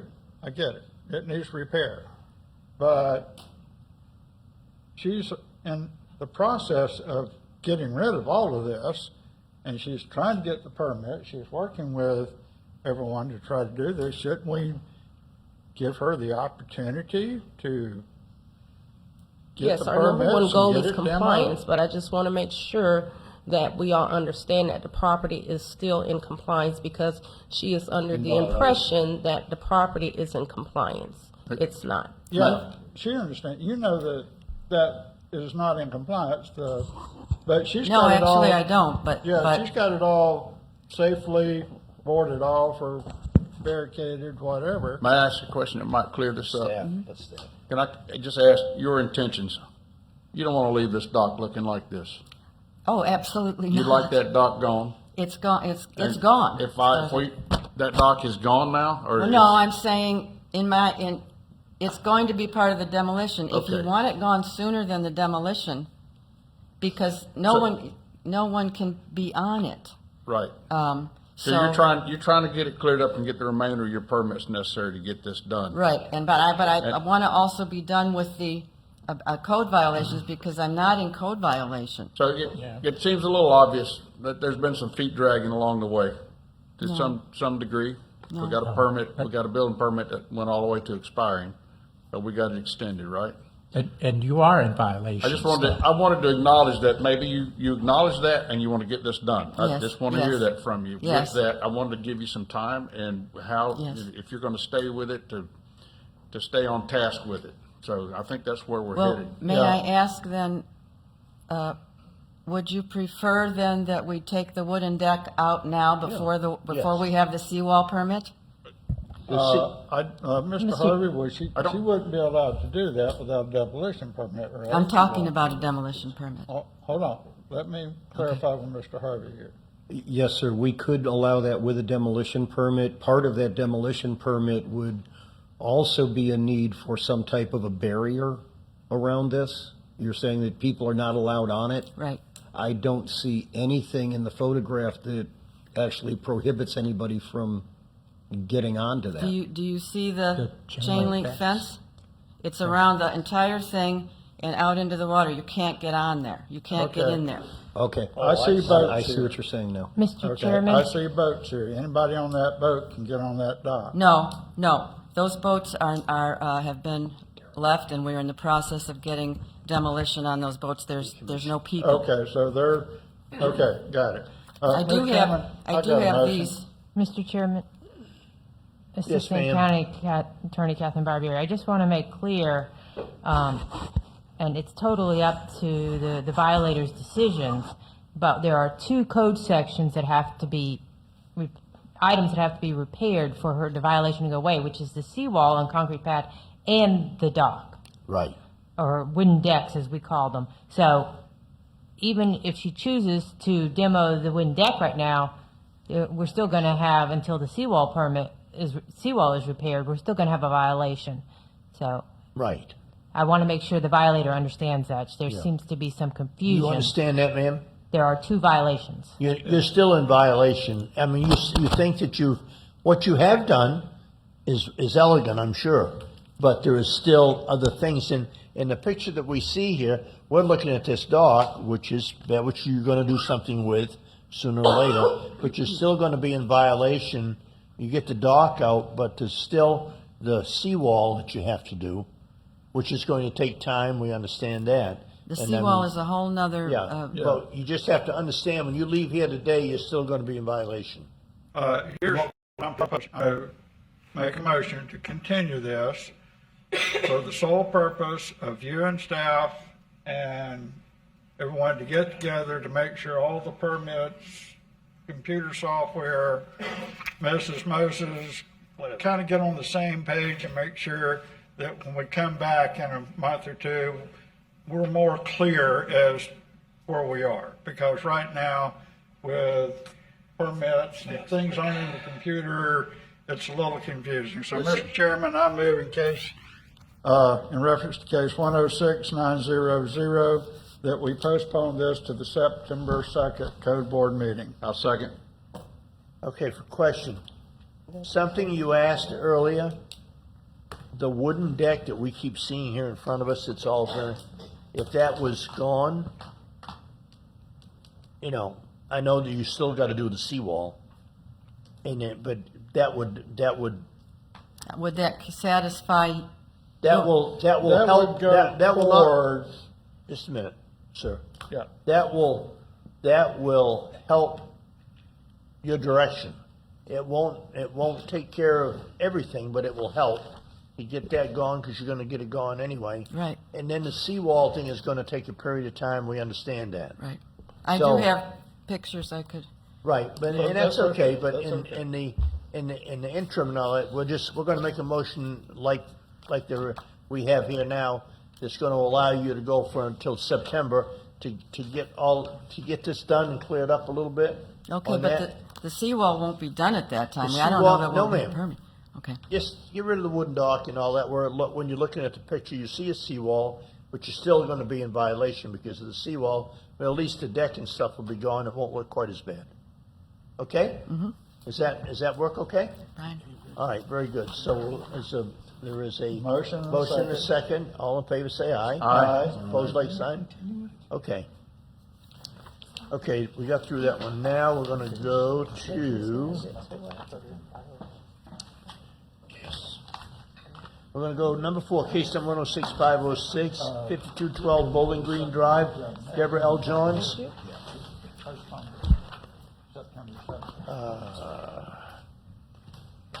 Okay, Mo, it's your turn. Yes. Code case 105506. For the record, I'm resubmitting 3 photos dated October 8, 2021, 3 photos dated January 24, 2022, 3 photos dated on January 31, 2022, 3 photos dated March 25th, 2022. I'm also submitting 3 new photos dated June 27, 2022, 3 new photos dated July 5th, 2022. This case was brought to the February 2nd, 2022 Code Board meeting for Section 13.09.00 Exterior Property Maintenance Code, Section 303.2 Protected Treatment to Repair the Soffits, Section 13.09.00 Exterior Property Maintenance Code, Section 302.7 Accessory Structure, Remove or Repair the Fence, Section 13.08.01 Standard Housing Code, Section 304 Exterior Structure to Repair the Roof. I issued a notice of violation letter on October 27, 2021, and gave a compliance date on November 10, 2021. After getting a compliance, a certified notice to appear for the February 2nd, 2022 Code Board meeting was issued on December 2nd, 2021. Okay, very good. I'm I not have a done yet. motion. I'm not done yet, gentlemen. I'm sorry. I'm still reading. Oh. After February 2nd, 2022 Code Enforcement Board meeting, the owner was present and requested continuation, and the board made a decision to continue the case to the April 6th, 2022 Code Board meeting. At the April 6th, 2022 Code Board meeting, the board made a decision to continue the case to the July 6th, 2022 Code Board meeting. I have had contact with the owner, and as of July 5th, 2022, the property remains in violation. His time has run out. Yes, sir, Mr. Pete. I hereby move in reference to case number 106506 that the Code Enforcement Board make the following determination. After hearing the facts in this case, the testimony, the report of staff that the violation still exists, and having considered the gravity of the violation, the actions, if any, taken by the violator to correct the violation and any previous violations, we make the following determination. Of a fine of $250 a day shall be imposed for each day the violation exists, starting June 7th, per day shall. 2022? Yeah, 2022, with a maximum fine not to exceed $5,000. Additional cost of $200 has been imposed for prosecuting the case. Second. Second by Mr. Pancoast. All in favor, say aye. Aye. Opposed, like sign? Okay, folks, we're going over to number 5, case number 106220, 3130 Seminole Road, Veteran Seminole Road LLC. Nobody here. Okay. Mr. Ciccio. Yes, sir, Mr. Chair. It's just for information, cases number 5 and 6 are companions. Okay, very good. Thank you. Yes, sir. For case number 106220, this case was presented during the April 6, 2022 Code Enforcement Board meeting, and after testimony, the board found the property located at 3130 Seminole Road in Fort Pierce to be in violation of Section 11.05.01 building without a permit. A permit is required for the accessory structures, including but not limited to electrical and plumbing. In section 11.5.01, building without a permit is required for the cargo containers. And section 7.10.35, accessory and temporary structures and uses for the unpermitted cargo containers. An abatement date of June 15th, 2022 was provided. For the record, I'm resubmitting a total of 5 photos, 2 taken on August 26th of 2021, 2 taken on January 24th of 2022, and 1 taken on January 31st of 2022 during an inspection at the property address of 3130 Seminole Road in Fort Pierce. I'm also submitting 2 photos taken on June 27th, 2022, showing metal buildings, the cargo containers, and storage shed in the rear of the property. On February 4th of 2022, metal building permits number 2202-0111, 2022-0124, and 2202-0132 were applied for and are currently pending. Plan review is incomplete due to missing information. On February 7th of 2022, a carport permit number 2202-0158 was applied for and is currently pending. On June 8th of 2022, a building permit number 2206-000881 was applied for the tie-down of the cargo containers and is currently pending as well. As of July 6th, the property remains in violation, but the permits remain in a pending status. Thank you very much, sir. We're looking for, is there anybody here representing them? Evidently not. We're looking for a motion. I have a motion. Yes, sir, Mr. Pink. I hereby move in reference to case number 106371, and should I read the other one in too? No, read the first one. Do one only. It has to be separate motions. and 106-220. Separate cases. I don't believe Mr. Okay. Fogg read in the second one anyway, so he'll have to read that in, and then Mr. Sissio can just say that same evidence. Yeah. All right, So just do the, you're gonna do 106. one at a time. You wanna do the first one here first? Okay. That would be 106220. Yeah. That the Code Enforcement Board make the following determination. After hearing the facts in this case, the testimony, the report of staff, that the violation still exists, and having considered the gravity of the violation, the actions, if any, taken by the violator to correct the violation and any previous violations, we make the following determination. A fine of $250 a day shall be imposed for each day the violation starts, the violations exist starting June 16th, I think, I recommend, 2022, with a maximum fine not to exceed $5,000. Sir, did you see what's put on the paper? Staff is recommending. Oh, they want the fine for 10,000? It is commercial, yes. Yeah. Okay. Thank you. Go ahead. That's all right. Thank Go you, ahead. Ralph. That would be $10,000. Okay, thank you. Thank you. Second. $10,000, and I want the cost of $200 in there. All right, sir. An additional cost of $200 has been imposed for the cost of persecuting the case. Second. Second by Mr. Pankos. All in favor, say aye. Aye. Opposed, like sign? Okay, I'm sorry, Mr. Sissio. I should have read that in. I didn't, but you can just, let me go ahead and, okay. Yes, sir. Good luck. Number 6, case number 106371, 3130 Seminole Road, Fort Pierce, Florida. Veteran Seminole Road LLC. Mr. Sissio, you can just, say that you don't have to read it all if you don't want to, I don't think. It's different violations on the Oh, property. okay, so all let right, me yes, read you it. do. Yes, sir. The case was presented during the April 6, 2022 Code Enforcement Board meeting, and after testimony, the board found the property located at 3130 Seminole Road in Fort Pierce to be in violation of section 11.05.01, building without a permit. A permit is required for the front entrance pillars, including electric, fence, and electric gate. An abatement date of June 15th of 2022 was provided. For the record, I'm resubmitting a total of 5 photos, 3 taken on September 8th of 2021 and 2 taken on January 24th of 2022 during a reinspection at the property address of 3130 Seminole Road in Fort Pierce. I'm also submitting 1 photo taken on June 27th of 2022. On February 7th of 2022, building miscellaneous permit number 2202-0161 for CMU pillars, stone pillars, and replaced metal gates and operators and keypad was applied for. On February 7th of 2022 and is currently pending. As of June 13th, 2022, a permit was issued for the front fence along the front of the property, leaving only the security gate with keypad and pillars to be permitted.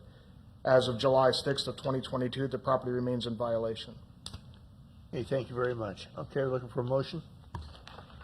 I hereby move in reference to case number 106371 that the Code Enforcement Board make the following determination.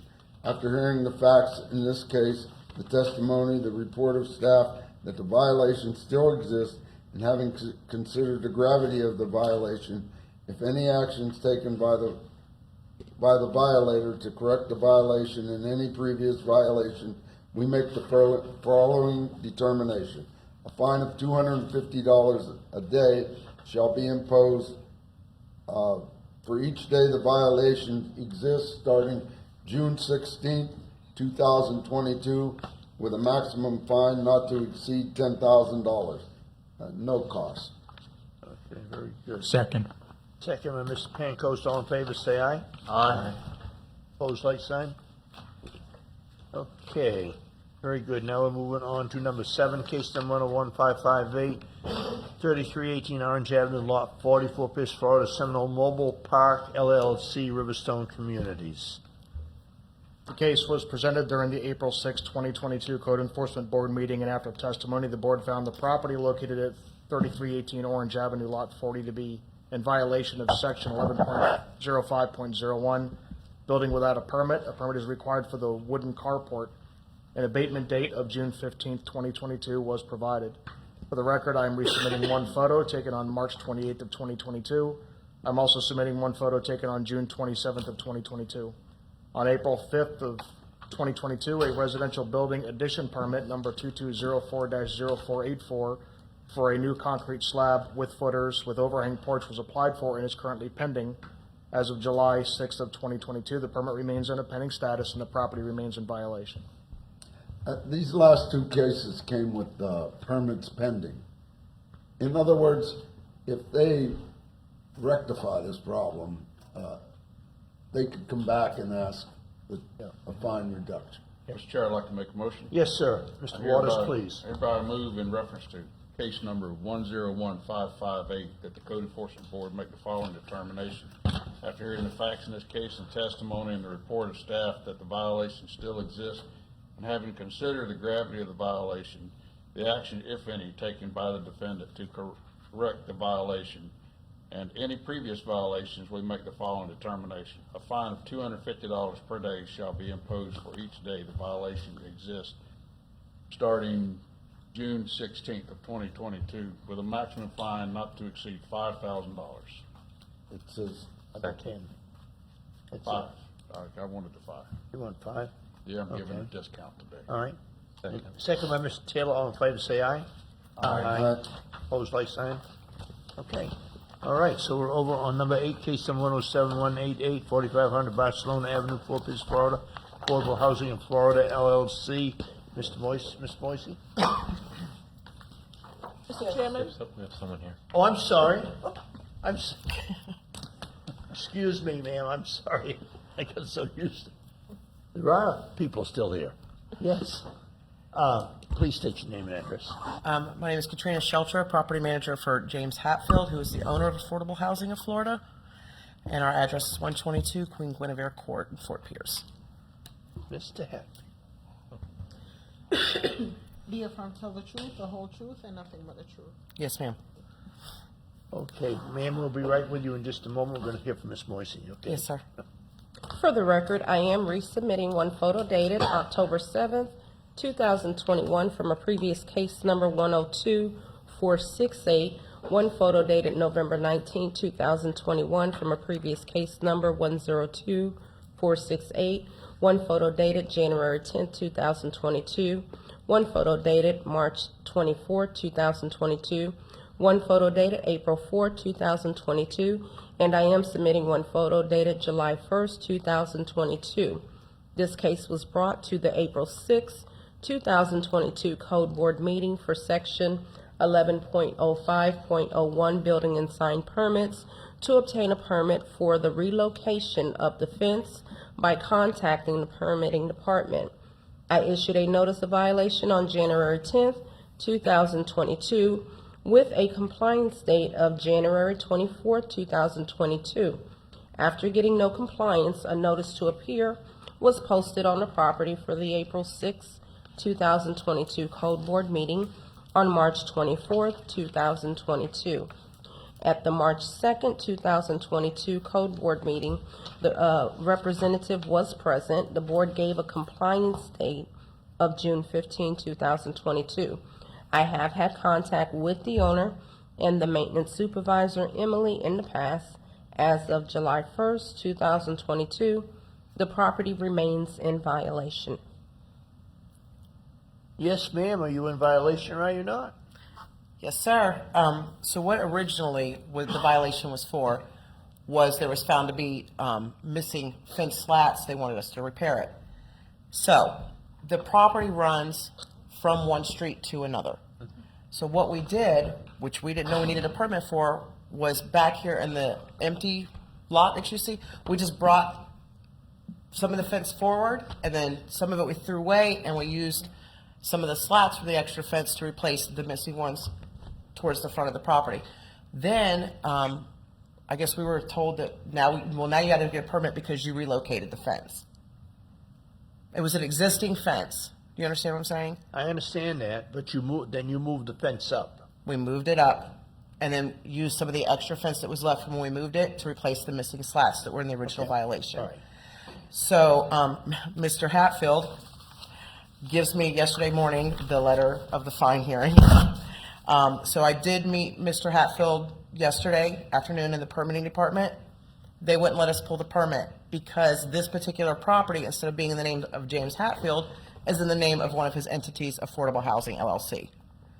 So I guess our only options are to get a contractor to get a permit because we relocated the fence, take the fence down completely, or put the fence back. I'm just lost. Okay, and I have a question for you, and you may not know this but you're at a fine hearing. Yes, There's sir. been several other hearings prior to this on this same fence to get to a fine hearing. Yes, sir. I wasn't at the last hearing. Unfortunately, the day of the last hearing, I had an eviction hearing in front of Judge Alonso at the same day and time. So it's to my understanding that Mr. Hatfield sent the office manager to the hearing, and Emily, who Ms. Moises speaks of, is no longer working for us. Okay. All right. And Alrighty, also, so then can I make a correction? I apologize. I stated at the March 2nd, 2022 Code Board meeting, but it was the April 6th, 2022 Code Board meeting that a representative was present. And you guys gave the compliance date of June 15th, 2022. Just wanted to put that in for the record. Thank you. So does the fence look like this now, or is it all nice and even and straight and all that? Ma'am? It's not, well, it's all the slats have been replaced that were missing. Is this the fence that we see here now? Yes. I believe so. I haven't been out there in a few weeks. It looks like there might be some slats missing again, which I don't. When the fence was first relocated and I went out there were no missing slats. Now it looks like there's missing slats again. So I'm not sure. And The only thing I'm saying is here, and I guess I'm asking the board on this, is that I know what staff is requesting here or what, according to, but just to move the fence ahead and put it up, is the same fence? Is that a violation or not, in our eyes? I certainly believe it's a violation. I interpret it that way. So Okay. I have a question for Yes, you. sir. So I know Mr. Hatfield. I happen to know him personally, and I know he would probably want to do the right thing. Are you here to say that he wants to make this right and he wants to pull a permit? We Well, we're drug not our feet sure. to a certain point, but other than having a contractor pull a permit, is it a violation if we just put the fence back? Or Yes. if we take the fence down completely? well, you admitted that you moved the Yes. fence. So, and the problem is it's considered commercial property, so you can't do a homeowner builder. You got to have a licensed contractor. So, Okay. if given the time to make this right, if you had 30 days to make this right before we assess a fine to that, would you be amenable to that? I'll personally make sure it gets made right. I think they have the capacity to do that, and they would do that if we gave them the option, although it's been a lot of time. I would, if that is presented, I would make a motion sure Mr. Hatfield would agree to that. Well, I know he tends to want to do the right thing. If I didn't know him already, I probably wouldn't say that. So in that case, in regards to case number 107188, I propose that we postpone this to the next hearing to, hang on a minute. Next August 3rd board meeting. Okay. Second by Mr. Taylor. All in favor, say aye. Aye. Opposed? Opposed, like sign? Okay. We moved this to August, but you gotta get done between, you gotta get the permit and do all this stuff. Understood. Thank you, gentlemen. Have a great day. Tell Mr. Hatfield, Mr. Fogg said hello. I will, thank you. And Mr. Waters and everybody else on the board. I will, thank you. Okay, number 9, case 107-190, 1600 North 43rd Street, Fort Pierce, Florida. Oh, wait a minute, I just did that, didn't I? Ernest Galvin? Galvin. That's correct, okay, all right. Yes, sir. Yes, sir. I thought I was in compliance, but after talking to the... Hold on. Can you state your name and address for the record? My name's Ernest Galvin, 1600 North 43rd Street in Fort Pierce. Do you affirm to tell the truth, the whole truth, and nothing but the truth? Yes, ma'am. Okay, just hold on a minute, we gotta talk to the lady and then we'll go. You should know that, you've sat here long enough listening to this. I know. Ms. Moisey, please. And 1 second, Mr. Chairman and the board. The second section is abated and the last section is abated. Yes, it has been, Yes. that's right. Ms. Moisey, please. For the record, I am resubmitting 4 photos dated January 11, 2022, 3 photos dated March 25, 2022, 3 photos dated April 4, 2022, and I am submitting 4 photos dated July 1, 2022. This case was brought to the April 6, 2022 Code Board meeting for Section 38-97 for overgrowth, Section 38-26 for outside storage, Section 38-26 for unserviceable vehicles, Section 38-24 for the removal of the junk, trash, and debris from the county's right-of-way, Section 8.00.03 F, particular permitted accessory structures and use for the removal of the additional recreational equipments and to place the recreational equipment on a paved surface. Section 38-26 for the unserviceable vehicle, and Section 38-24 for the removal of the junk, trash, and debris from the county's right-of-way, Section 8.00.03 F for the removal of the additional recreational equipment and to place it on a paved surface has abated. I issued a notice of violation on January 11, 2022 with a compliance date of January 25th, 2022. After getting no compliance, a notice to appear was issued on February 4th, 2022 for the April 6, 2022 Code Board meeting. At the April 6, 2022 Code Board meeting, the owner was present, the case was found in violation, and the board gave a compliance date of June 15th, 2022. I have had contact with the owner as of July 1st. The property remains in violation. Okay, sir, now it's your turn. Now, we have listed here, as was mentioned by Ms. Williams, that 2 of these junk trash, some of this is done, and then the other one, the particular permitted accessory structures and all that. But I'll let you go ahead and tell us where you're at. Well, where I'm at is I still got a little bit of stuff to do. I got a couple small trailer loads of bulk trash that I consider bulk trash because that's what I do. That's what they call it where I work at, is bulk trash.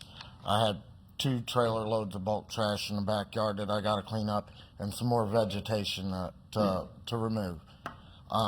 And that's, as far as I know, Do you have that's neighbors? all Do you have neighbors? Yes, I have neighbors. All right. But, so you have that picked up, but you're here on a fine hearing today, and this is where you would get fined for not doing what you're supposed to do. Yes, sir, I understand that. So are you telling us that you're gonna have the rest of it abated by, within a 10 to 15 day time frame? Yes, sir. Yes, sir. I could have it abated in 15-day time frame. Okay, because I when also had gotten COVID since the last time I was in here. Uh-huh. Or I would have been in here for the date that I was supposed Okay. to have it completed by. All I right. couldn't make it in here. Okay, all right, we understand that, and you've cleaned a lot, it appears like, thanks so much, and all that, but, we'll see what the board says, you know, we just need to move on, we need to get Yes, it cleaned yes, up. sir, I I mean, understand. it's a pretty, it looked pretty, It was bad. You're very good at collecting. Well, it wasn't me collecting. It was I had let a kid move in with me. Oh. And I went up north to visit my daughters, and when I came back, because I stayed up there, my daughter got sick with COVID, so I stayed up there with them. When I come back, he had all the trash from work. Okay. He'd just bring it home and throw it in the yard, so he wouldn't have to go to the dump. Okay. Okay. Anybody on the board? But nobody lives with me no longer at all. I imagine that. It'll never happen again. So, I'm sitting here looking at a picture, which you can probably see. Before I make a motion on it, what kind of improvements do you plan on making to this picture that we're looking at right now? To the picture that you're looking at right now, This the is grass like- is, this is a the recent grass mo- has already been mowed. Yes, this was taken, I guess, around the 1st. But over the weekend, I mowed all the grass, front and back. There's some big vegetation. There's a side lot when I bought my property that I had fenced in, but I just cut a path through the vegetation to put my fence up. So there is some big vegetation in my backyard. I see 4 trucks here. Yes, they You are plan on all leaving- legal. They are all legal and they all run. So, I can go start them up right now for anybody in here. do you have any intentions of removing any of those vehicles? Removing them, they all legal, they're all run, they all operational. I don't see a plate on the one. I have the plate, it's in the dash, she could probably confirm it. But it's on the dash because the little plastic things that go in the back, there's no little things for the screws to screw in, so I just set it on the dash. I don't drive it very often. Could we see the other, could you go back and just see the other pictures, so that looks good. Okay, this here is all this cleared up? Well, the 2 tires, they're my spare tires for that truck and the other F-250 that sits there. I can get them removed though, I can get them put in storage. Just getting them placed somewhere back out of the way where it's, moving them from, we got pictures here So of if I put them behind my fence, they're Put them fine. wherever you can and make it, and just put them nice. And make to the front of this, I realize you don't have a lot of grass and that, but in between the trees here needs to be mowed and just. No, I mowed that you know. already. I can show you, I can pull up I got That's all right. ADT No, on my that's phone. okay. And it We got the understand. camera in my front yard. Okay, so what do you? I certainly wouldn't want to live next door to you, son. I'm sorry. 30 days. It just looks atrocious. It don't look like that right now. For 2 weeks. Huh? The 2 weeks. You can have it done in 2 weeks. I'll tell you what, I don't know if the rest of the board will go with me. If you lived next door to me, I'd be very unhappy, I'll be honest with you. And I think this is, to allow it to get to this state is, there's no good excuse, even somebody else moving in. I'm willing to put this off till the next board meeting, and depending upon the pictures, to be honest with you, trash and debris sitting on top of trucks, whether in the truck or out of the truck, the yard being unmowed. I don't see a recent picture that would tell me you don't deserve a fine, to be honest with you. But I'd give you 30 days to prove to me, and if the rest of the board would go with me, so with that, I'd make a motion that case number 107190, that it be postponed until the next board meeting. Hang on just a minute. August 3rd.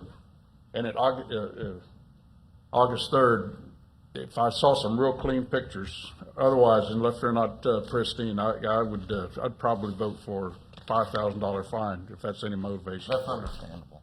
Okay. Okay. I completely understand. Is that a motion? That was a Second. motion for I postponement. got a second by Mr. Taylor over here, so all in favor say aye. Aye. Opposed, like sign. Okay, buddy, you got to do your job, okay? We'll see you next month with nice pictures. Okay, Ken, case number 107-220-2214, South 40th Street, Fort Pierce, Dwayne Sanders. Thank you, sir. Not always easy.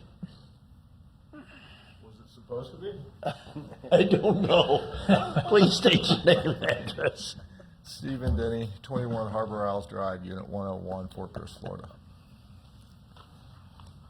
Okay.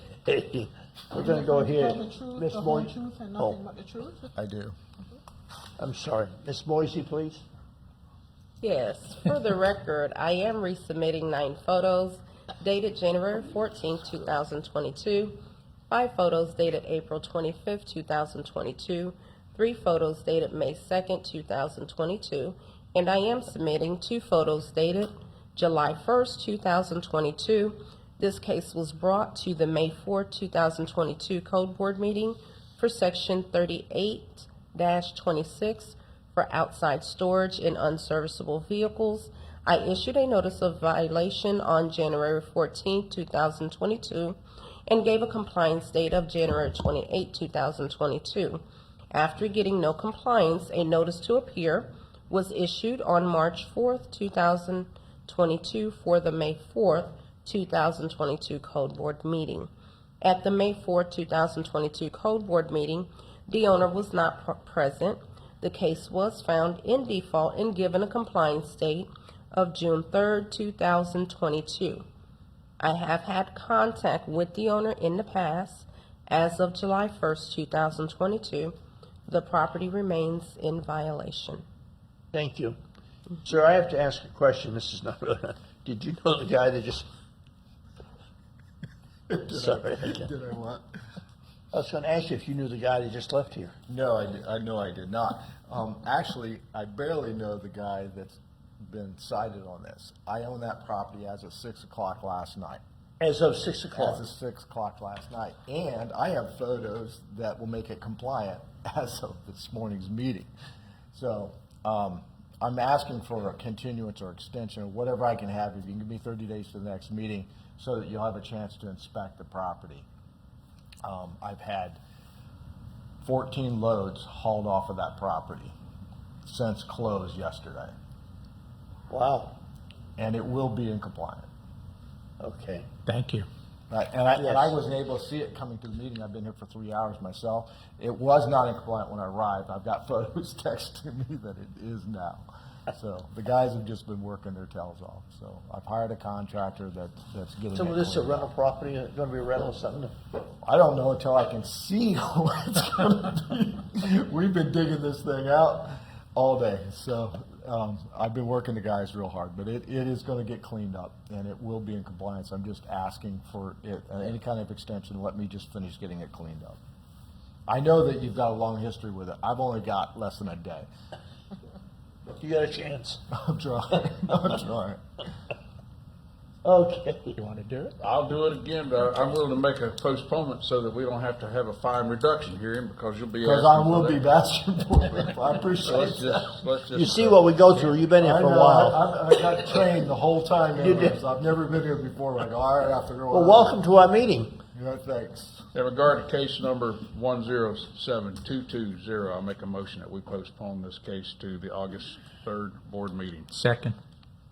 All in favor, say aye. Aye. All opposed, like sign. You got it, sir, after August Can I 30th. ask one more question before you dismiss me? If I'm in compliance and signed off, do I got to wait 3 hours of that meeting, or will it just go away?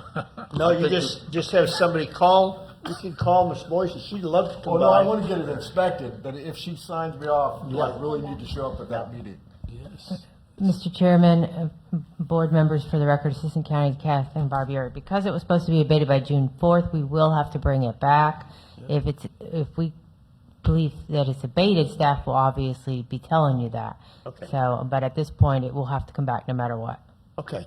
Come back and see us. So I need to come back and see you. That's the part that was. All right. You get more education, you come again. Okay? Thank you, sir. Thank you. 11, case number 107-381, 1804 North 27th Street, Fort Pierce, Florida. Adele Barrett and Terry Barrett. Okay. Miss Moisey? For the record, I am resubmitting 1 photo dated December 22nd, 2022, one photo dated February 4, 2022, one photo dated March 8, 2022, one photo dated April 25, 2022, one photo dated May 2, 2022, and I am submitting 2 photos dated July 1, 2022. This case was brought to the May 4, 2022 Code Board meeting for Section 11.05.01 Building and Sign Permits to obtain a permit for the demolition of the carport and the exterior work done to the structure. I issued a notice of violation on February 9, 2022, and gave a compliance date of February 23, 2022.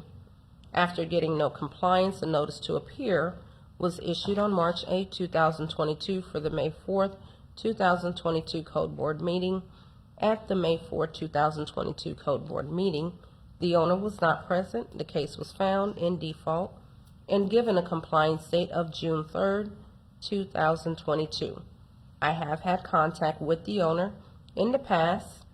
As of July 5, 2022, the property remains in violation. I have a motion. Yes, sir.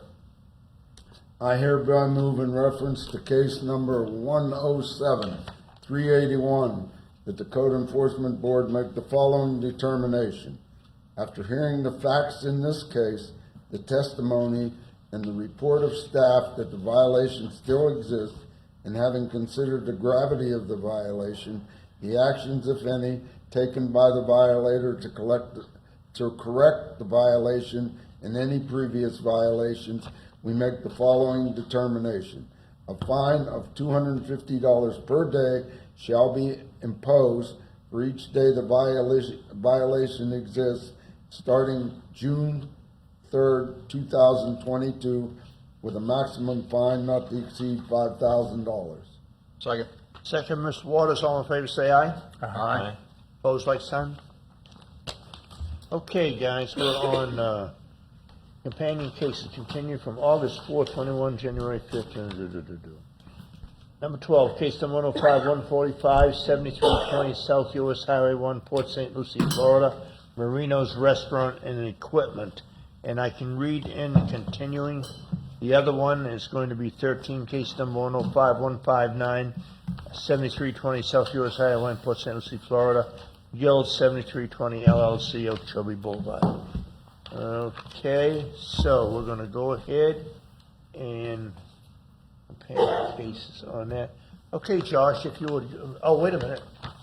You're going to be sworn, you got to be sworn in. State your name and address. Roberto Moreno, 1324 Southwest Bellevue Avenue, Port St. Lucie, 34953. Chris Leno, 309 Northeast Gulfstream Avenue, Port St. Lucie. Do you affirm to tell the truth, the whole truth, and nothing but the truth? Yes.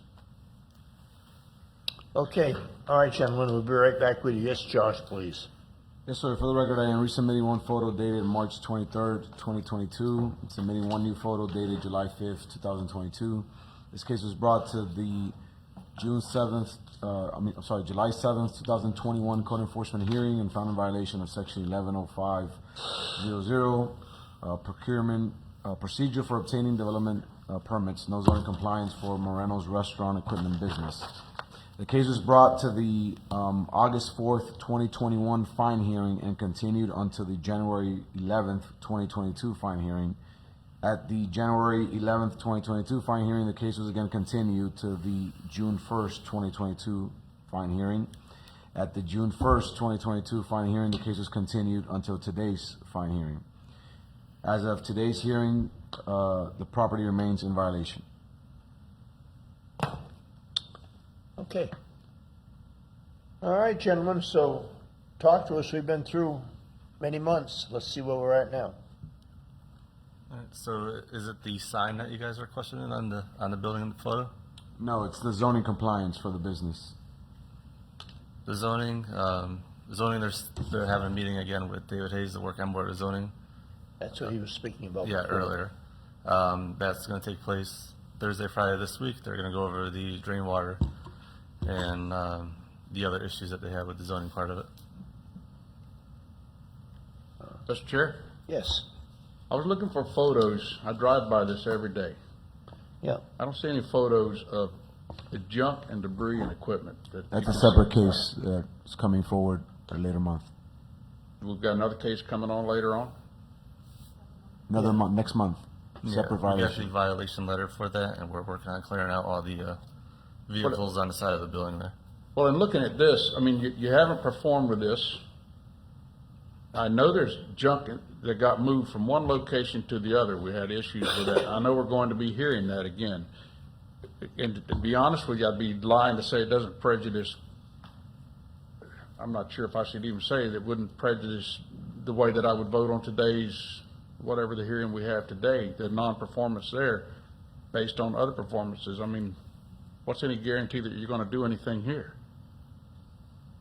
You With guys the been junk, working I on mean, clearing out what's, those vehicles over there? Yeah, we're in the process of leasing this, we have leased a space already, and we're in the process of leasing a second space for the process of moving the equipment out of the property there. But as far as the zoning compliance, to what I'm aware of and to what my bosses are aware of, that's tied into their zoning compliance issues. There's a lot of stuff back there, as I recall. Yeah, I go by there a lot too. I mean, and I'm sure if you see it, I see it, he sees it, anybody else drives by there and sees it, and that's, guys, come on. It wouldn't bug me if you hadn't moved it from one location to another location, and I suppose maybe we should, I'm not sure if that's conversations for here, but your intentions with this don't seem very genuine based on what you did performance with other cases you've had in front of us. I think we should probably weigh that out, but. Mr. Chairman, this has been put off, and put off. If they don't fix it, they could come back and try and get a reduction. I have a motion. Okay, now they're waiting on zoning, you know that, supposedly. I mean, they're trying to get that all together, but go ahead. But they've been waiting on zoning for.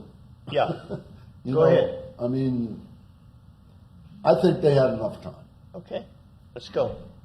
I hereby move in reference to case number 105-145 that the Code Enforcement Board make the following determination. After hearing the facts in this case, the testimony, the report of staff that the violation still exists, and having considered the gravity of the violation, the actions, if any, taken by the violator to correct the violation, and any previous violations, we make the following determination. A fine of $250 a day shall be imposed for each day the violation exists, starting, let's see. Today? Starting today. Today is July 5th, 2022. Sixth. July 6th. Oh, it's July 6th, 2022. With a maximum fine not to exceed $10,000. It's a commercial. Okay, there's a motion, do I hear a second? Second. Second by Mr. Pancoast, Under discussion, under discussion.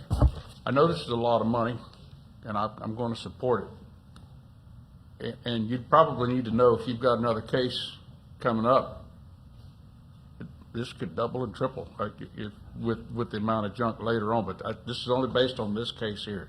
I just thought I'd mention that. And under under further discussion, that date could have gone back to August of last year.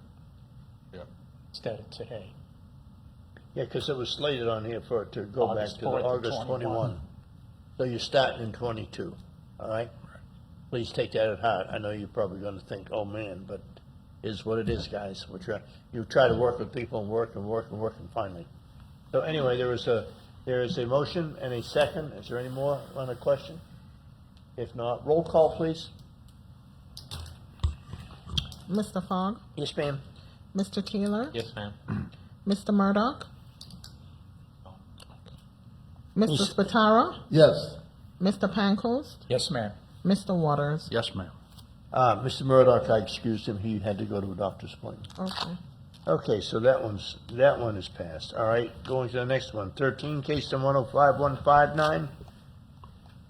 Which I read into them before. and it's part of that, so, Josh, you will? For the record, I'm resubmitting one photo dated March 23rd, 2022, submitting one new photo dated July 5th, 2022. This case was brought to the July 7th, 2021 code enforcement hearing and found in violation of section 110500, no zoning compliance for Moreno's Restaurant Equipment Business. Case was brought to the August 4th, 2021 fine hearing, continued to the January 11th, 2022 fine hearing, continued to the June 1st, 22 fine hearing, and continued again to today's hearing. As of today's date, the property remains in violation. Okay, do we have any pictures? I noticed, are there any pictures other than this man? Ms. Williams? Those are the only photos, because this No case is more just... photos? Correct, it's just for the zoning compliance. This is the only one?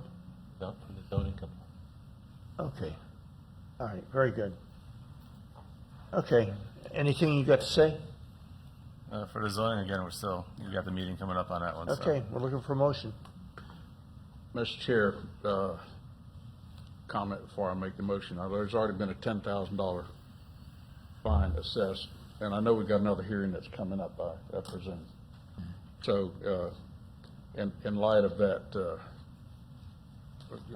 taking that into consideration, I hereby move in reference to case number 105159 that the Code Enforcement Board make the following determination. After hearing the facts in this case, the testimony, and the report of staff that the violation still exists, and having considered the gravity of the violation, the actions, if any, taken by the violator to correct the violation, and any previous violations, we make the following determination. A fine of $250 per day shall be imposed for each day the violation exists, starting today's date, which is July 6, 2022, with a maximum fine not to exceed $1,000.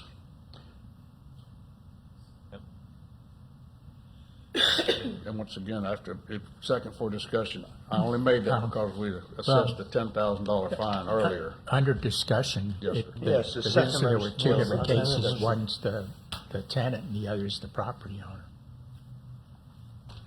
That's two different pieces. Right, you have two different violators. Yeah, it's two different violators. So if, I'd like to amend my motion. Yes, sir. I would like to change the amount to $10,000. Would you amend the second? $250. You will amend his second, so we're going back to $10,000. Okay. Roll call, please. Mr. Fogg, Yes, ma'am? Mr. Taylor, Yes, ma'am. Mr. Spataro, Yes. Mr. Pankos. yes, ma'am. Mr. Waters. Yes, ma'am. Okay, is that it? Yep. Okay, guys, that's it. All right, thanks for your time. Thank you. All right, number 14, case number 106929. Location of violation 501 Emerson Avenue, Corpus, Florida, Treasure Coast Commercial Holdings LLC. Nobody here? Mr. Chairman, for the record, Assistant County Attorney Catherine Barbieri, they have retained an attorney, the same one that was earlier in the meeting. He had a conflict, he was one, and okay. they are asking that it be continued to August 3rd, and staff is in agreement because he did have a circuit court conflict, though I don't know if it would have gone this late, but... Okay, we need a motion on this one. Mr. Chair, I make a motion, reference to case number 106929, that we take staff's recommendation and postpone this to the August 3rd meeting. Second. Second, Mr. Pankos, all in favor, say aye. Aye. Opposed, like sign? Okay. All right, now, let's see, what else, where we at now? We're getting there, guys, slowly but surely. 15, sir? Last one. Yeah. 15, case number 107-101, 2305 Cameron Drive, apartment 3, Admark Properties LLC. Mr. Chairman, Assistant County Attorney Catherine Barbieri, same attorney, same situation. Oh, same attorney, same thing? Yeah, Okay. so he's requesting till August 3rd, and staff doesn't object. Waters? Mr. Chair, reference to case number 107101, I'd like to accept staff's recommendation to postpone this case to the August 3rd board meeting. Okay. All in favor, say aye. Aye. Opposed, like sign? Okay. All right, I've got to repeat hearing thing then. Guys, guess what?